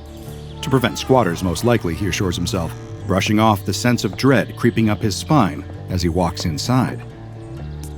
As he crosses the threshold of the empty office, the first thing he notices is the smell. It reeks of sulfur and bleach, and a whiff of something electrical that stings the inside of his nostrils with each breath. New possibilities turn over in his mind. Perhaps some sort of deadly workplace accident claimed the lives of the missing when they came back in to collect their belongings and clear out the building.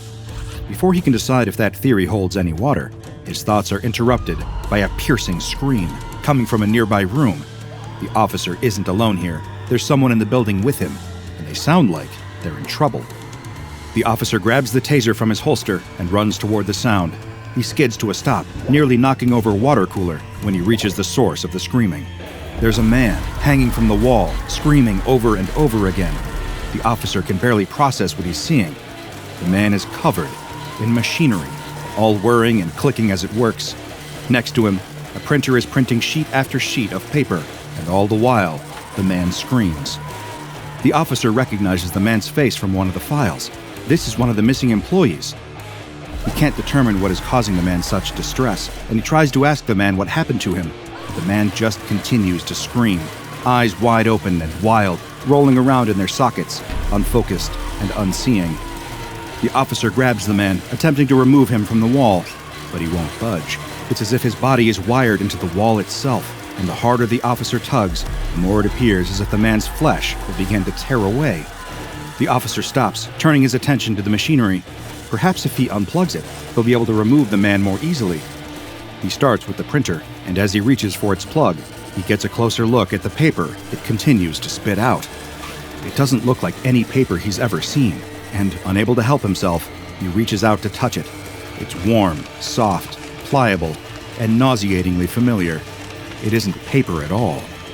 It's skin. In that moment, all of the officer's training falls out of his mind, replaced with blind terror. He runs from the building as fast as he can, all the way back to the police station, where he tearfully informs his captain about what he found. This is no longer a police matter, his captain tells him. They need to escalate this to a specialized organization. The young officer is sent home, placed on psychiatric leave, and the next day, the SCP Foundation investigates the building it will come to refer to as SCP-2535. SCP-2535 is a former two-story Hewlett-Packard branch office building in the Jiaoshan district of Hangzhou, China. The building's anomalous nature is characterized by the presence of a detailed network of electrical and biological components of unknown origins. The walls of the building's entire first story are covered with 63,512 USB 2.0 standard A sockets, placed in a grid pattern made up of 20-centimeter semi-regular intervals. Each of these sockets is connected to wires running through the walls, but these are no ordinary wires. They consist of a woven mixture of copper strands and human optic nerve tissue, all wrapped in a layer of keratin. In spite of the inclusion of organic material in their structure, the wires have not shown any signs of decay or deterioration since the Foundation discovered SCP-2535. This curious, off-putting mix of the technological and the biological persists throughout the location, and only gets stranger as one moves deeper into the building. If one were to follow the path of these wires, going against their better judgment and the scream of their most primal instincts, they would find that the wires lead to a room on the building's second floor. The room is currently inaccessible, but is thought to have once been the server room. Whatever is blocking the door is large enough that it cannot be budged, and non-intrusive imaging has determined that it is some sort of biological mass. The inside of the former server room, like the wires that lead there, emits heat at a consistent temperature of 47.6 degrees Celsius. Foundation personnel who approached the room have reported a persistent smell of sulfur and ozone coming from inside, as well as the loud sound of a running printer. 317 of the USB socket and power outlets in SCP-2535 are connected to HP brand USB 2.0 compatible devices. Of these devices, 20 have displayed anomalous, potentially ectoentropic functions. But what exactly does that mean? Allow me to elaborate. Just remember, you asked for this. Don't blame me if you aren't able to stomach the details. There are 5 former employees of the Hewlett-Packard Hangzhou branch still located inside of SCP-2535. These employees are in an anomalous sort of status, requiring no sleep, food, or water, in spite of their continued, seemingly endless consciousness. Since the building's discovery in April of 2013, they have not changed in any way, or at least not in any visible way. All attempts to remove these former employees from their, let's call them predicaments, have proven unsuccessful. Allow me to discard any euphemism and explain just what exactly became of these unfortunate workers. First, there is Guo Pingping, the former branch manager. He can be found in the bathroom near the receptionist's desk on the first floor. Guo's head has been forced into the feed tray of a DP DeskJet 1112 printer, which is plugged into the wall. This is troubling for a number of reasons, one of which is that the internal dimensions of this particular DeskJet model's feed tray are not large enough to accommodate a human head, and its components are not strong enough to crush a human skull into a shape that would fit. Nonetheless, Guo's head is firmly lodged into the feed tray. One would assume this would have killed him, but his body continues to move, kicking and thrashing about as if he is in pain. The former assistant branch manager, James Gu Yonggun, is located in the employee pantry on the building's second floor. His body is attached to the wall in a vertical position, held there via 92 20-inch USB 2.0 M-M cables. 5 additional cables have been used to secure the actuating unit of an HP DeskJet 2540 all-in-one printer to Goo's lower jaw. The arm of the actuating unit is also attached to a single HP-10 original ink cartridge in the color black. This ink cartridge is attached into Goo's throat at a continuous rate of 1 stroke per second, and in defiance of the known properties of ordinary ink cartridges, has yet to run out of ink in the years since its discovery. Goo appears to be partially conscious, but is unable to communicate intelligibly when addressed. The former Human Resources Department head, Angel Lee Hui-min, is still in her former office on the 2nd floor, though she no longer performs the duties of her old position.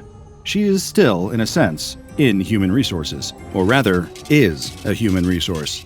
I apologize. Sometimes I have to make a joke to cope with the dark subject matter at hand, but Angel's fate is no laughing matter. Like Goo, she is attached to the wall via a series of USB cables. There is an additional cable, one of unspecified length, inserted into her lower abdomen, which is slightly distended, as though filled with a foreign object. Though a proper analysis has not yet been conducted, the variety of sounds and motions originating from the area seem to indicate that there is a fully operational HP USB single-station thermal receipt printer lodged near her small intestine. As a consequence of this, a never-ending stream of thermal receipt paper is pouring from Angel's mouth at all times, causing her considerable pain and distress. Wang Liang, the former head of the IT department, is permanently placed near the water cooler on the 1st floor. Like the others, he's bound to the wall by several USB cables, 37 to be exact. There are 12 HP ScanJet 200 scanners pressed against his body, all switched on and running at all times. Next to him, an HP DeskJet 1112 printer is attached to the wall and constantly printing out sheets of something. A closer inspection reveals that it is not paper, but rather sheets of skin. He is conscious, but no successful interview with Wang has been conducted due to his nearly constant, wordless screams of agony. The 5th human subject found in SCP-2535 is Chen Yupeng, who once worked as a trainee technical writer. Now he spends his days in the branch manager's office on the 2nd floor of the building. His body has been wedged into the paper tray and backup paper tray of an HP LaserJet Pro 500 multifunction printer, which has been plugged into the wall via a standard power cable and a 3-feet USB 2.0 M-M cable. His head sticks out of an aperture cut into the side of the printer. The printer itself functions normally, printing copies of the HP Standard Print Quality Diagnostic page and the HP LaserJet 500 Technical Repair Manual, alternating between the two. Since SCP-2535's discovery, it has not run out of either paper or ink. Chen himself is unconscious and shows signs of severe blood loss that, under ordinary circumstances, likely would have resulted in death by now. During a preliminary inspection of the building, one Foundation operative discovered a Canon Pixma E480 printer in the 1st floor janitor's closet. This printer was dented and heavily corroded, most likely from the application of liquid bleach, and was also covered with human teeth marks. It has spent the most recent several years attempting to print a 91-page document, but has been unsuccessful due to an apparent jam in its paper tray and feed mechanism. The seams of the printer occasionally ooze human blood, which DNA testing has matched to Yan Xiaoxia, former creative consultant of the Hangzhou branch. SCP-2535 must be sealed away from the public under the guise of health and safety concerns. At least 2 agents are to be stationed in a nearby building at all times for the purposes of observation. Wherever possible, the inside of SCP-2535 must be soundproofed. All material generated by the building's anomalies must be collected and disposed of on a daily basis. So far, these containment measures have been sufficient to keep civilians away from SCP-2535. As far as the friends and family of the missing employees know, their loved ones were never found. It's better that they think of them as lost or dead, rather than learn what truly became of them. As I was poring over the file for SCP-2535, something curious caught my attention. This is not the only anomaly cataloged by the SCP Foundation concerning a branch of the Hewlett-Packard Corporation. I considered leaving well enough alone, but I've never been particularly good at that. When another path presents itself to me, no matter how dark or foreboding it may seem, I cannot resist the urge to see where it will lead. In this case, the path led me to SCP-2211. SCP-2211 was a collection of 4 anomalies discovered in the Shanghai offices of Hewlett-Packard. Notice that I said was rather than is. More on that later. First, allow me to describe the nature of each anomaly. SCP-2211-1 is a 932 megabyte video file titled simply longsmile.wmv. When played, the video depicts a pair of lips on the right edge of the screen. The lips hold a closed-mouth smile for a moment, then open to reveal teeth. At this point in the video, the camera pans to the right, revealing more and more teeth, seemingly forever. Though the length of the video file is listed as 55 seconds, testing revealed that the file will continue to play, revealing endless, maddening rows of teeth for more than 150 straight hours. It will possibly run even longer than that, but testing was through before that could be seen. The video has no audio track. When longsmile.wmv is played for longer than 59 minutes and 20 seconds, the device used to play it will begin to secrete a small amount of human saliva. A sample of saliva was collected for DNA testing, but the results were inconclusive and did not match any known human being on record. SCP-2211-2 is a 2.0 megabyte audio file entitled EYEE-79.wav. Each playthrough of the audio file is different, but tends to contain bursts of modulated static that go on for 2 to 10 seconds before being cut off for around 0.3 seconds of silence at a time. Like Longsmile, this file can play for a seemingly infinite amount of time, in spite of its listed length of 3 minutes and 3 seconds. When SCP-2211-2 is played for longer than 59 minutes and 20 seconds, the device will begin to secrete a clear fluid, identified as a mixture of water and sodium chloride, amino acids, glutathione, ascorbic acid, and human collagen fibers. Essentially, the device will begin to leak human tears.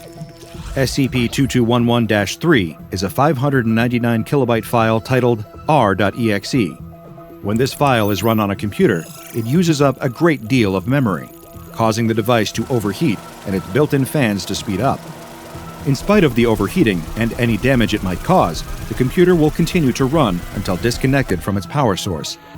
When the file is run for longer than 59 minutes and 20 seconds, air coming through the built-in fans will begin to emit a strong smell of earwax, though no physical traces of earwax have been found. SCP-2211-4 is a USB adapter-powered coffee reheater. When it is plugged into the USB port of a computer, any liquid placed into the container will be heated to approximately 65 degrees Celsius and will also transform into human mucus at a rate of 1 milliliter per minute. This effect is the same whether or not the computer is on. DNA analysis of the mucus revealed that it is a match with the saliva produced by SCP-2211-1. All of this would have been bizarre enough, a series of files and devices that produce human biological material and are seemingly all connected, but something else happened. All instances of SCP-2211 were kept in a pair of containment lockers. However, on June 10, 2014, this containment was breached. I have included a surveillance log transcript that captured the incident. It occurred as follows. Sound of banging metal detected near second floor of Wing B. Door of small item containment locker DAD-2838 is heavily deformed outwards and has experienced a heavy impact from its inside. The sound of banging metal persists for the next 3 minutes as the door of containment locker DAD-2838 begins to burst outwards. Security teams are deployed to cordon off the area and manage the situation. Containment locker DAD-2838 is fully breached from the inside when a segmented humanoid arm emerges, extending to reveal numerous joints along its length. Security teams begin opening fire on the arm to little effect. While the video feed shows that the arm terminates in a 7-fingered hand, personnel present on the scene reported a number of fingers ranging from 5 to approximately 30. The arm repeatedly strikes and breaches the containment locker containing SCP-2211-4, approximately 5 meters from containment locker DAD-2838. It subsequently reaches for SCP-2211-4 and pulls it back into containment locker DAD-2838. No further activity detected. Arm presumed to have dematerialized. Following this incident, the containment locker was examined, but no traces of the many-fingered arm were found inside. Further examination of the locker's contents revealed that SCP-2211-1, 2, and 3 had vanished from their storage media. The files were gone. SCP-2211-4, when tested, no longer displayed any anomalous properties. It was just an ordinary coffee heater, though no staff wanted to use it to heat their coffee, no matter how many times it was washed. Head researcher Min declared SCP-2211 uncontained on August 10, 2014. But there was one more unusual finding. The USB drive that once contained SCP-2211-1 was not empty. There was an untitled text file on the drive.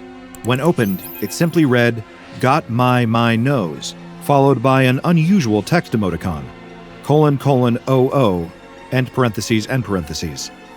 As a man of science, one who has devoted my life to exploring the unexplained and seeking answers to questions that most are afraid to even ask, nothing troubles me quite like a mystery left unsolved. But the tales of these Chinese Hewlett-Packard offices are composed almost entirely of disturbing mysteries, of frayed wires and broken printers, of survivors that cannot tell their stories, and messages we will never get to read. What happened after that Hangzhou branch closed? Was it connected to the findings at the Shanghai branch? Did that mysterious arm grab hold of the Hangzhou team, contorting their bodies into unrecognizable shapes and forcing them to meld with the products they once sold? Or was it once an employee too, broken down into spare parts and trapped as files and desktop beverage warmers? I can't be certain. But I do know this. I'm throwing out my printer. I think I'll just write my notes by hand from now on. I won't necessarily suggest you do the same, but do be careful while handling the machinery. Treat it with respect. After all, you never know if that printer was once as human as you or me. Check out the DrBob Patreon and become a junior researcher today. Now go and watch another entry from the files of DrBob, like SCP-2128 The Liar's Cradle.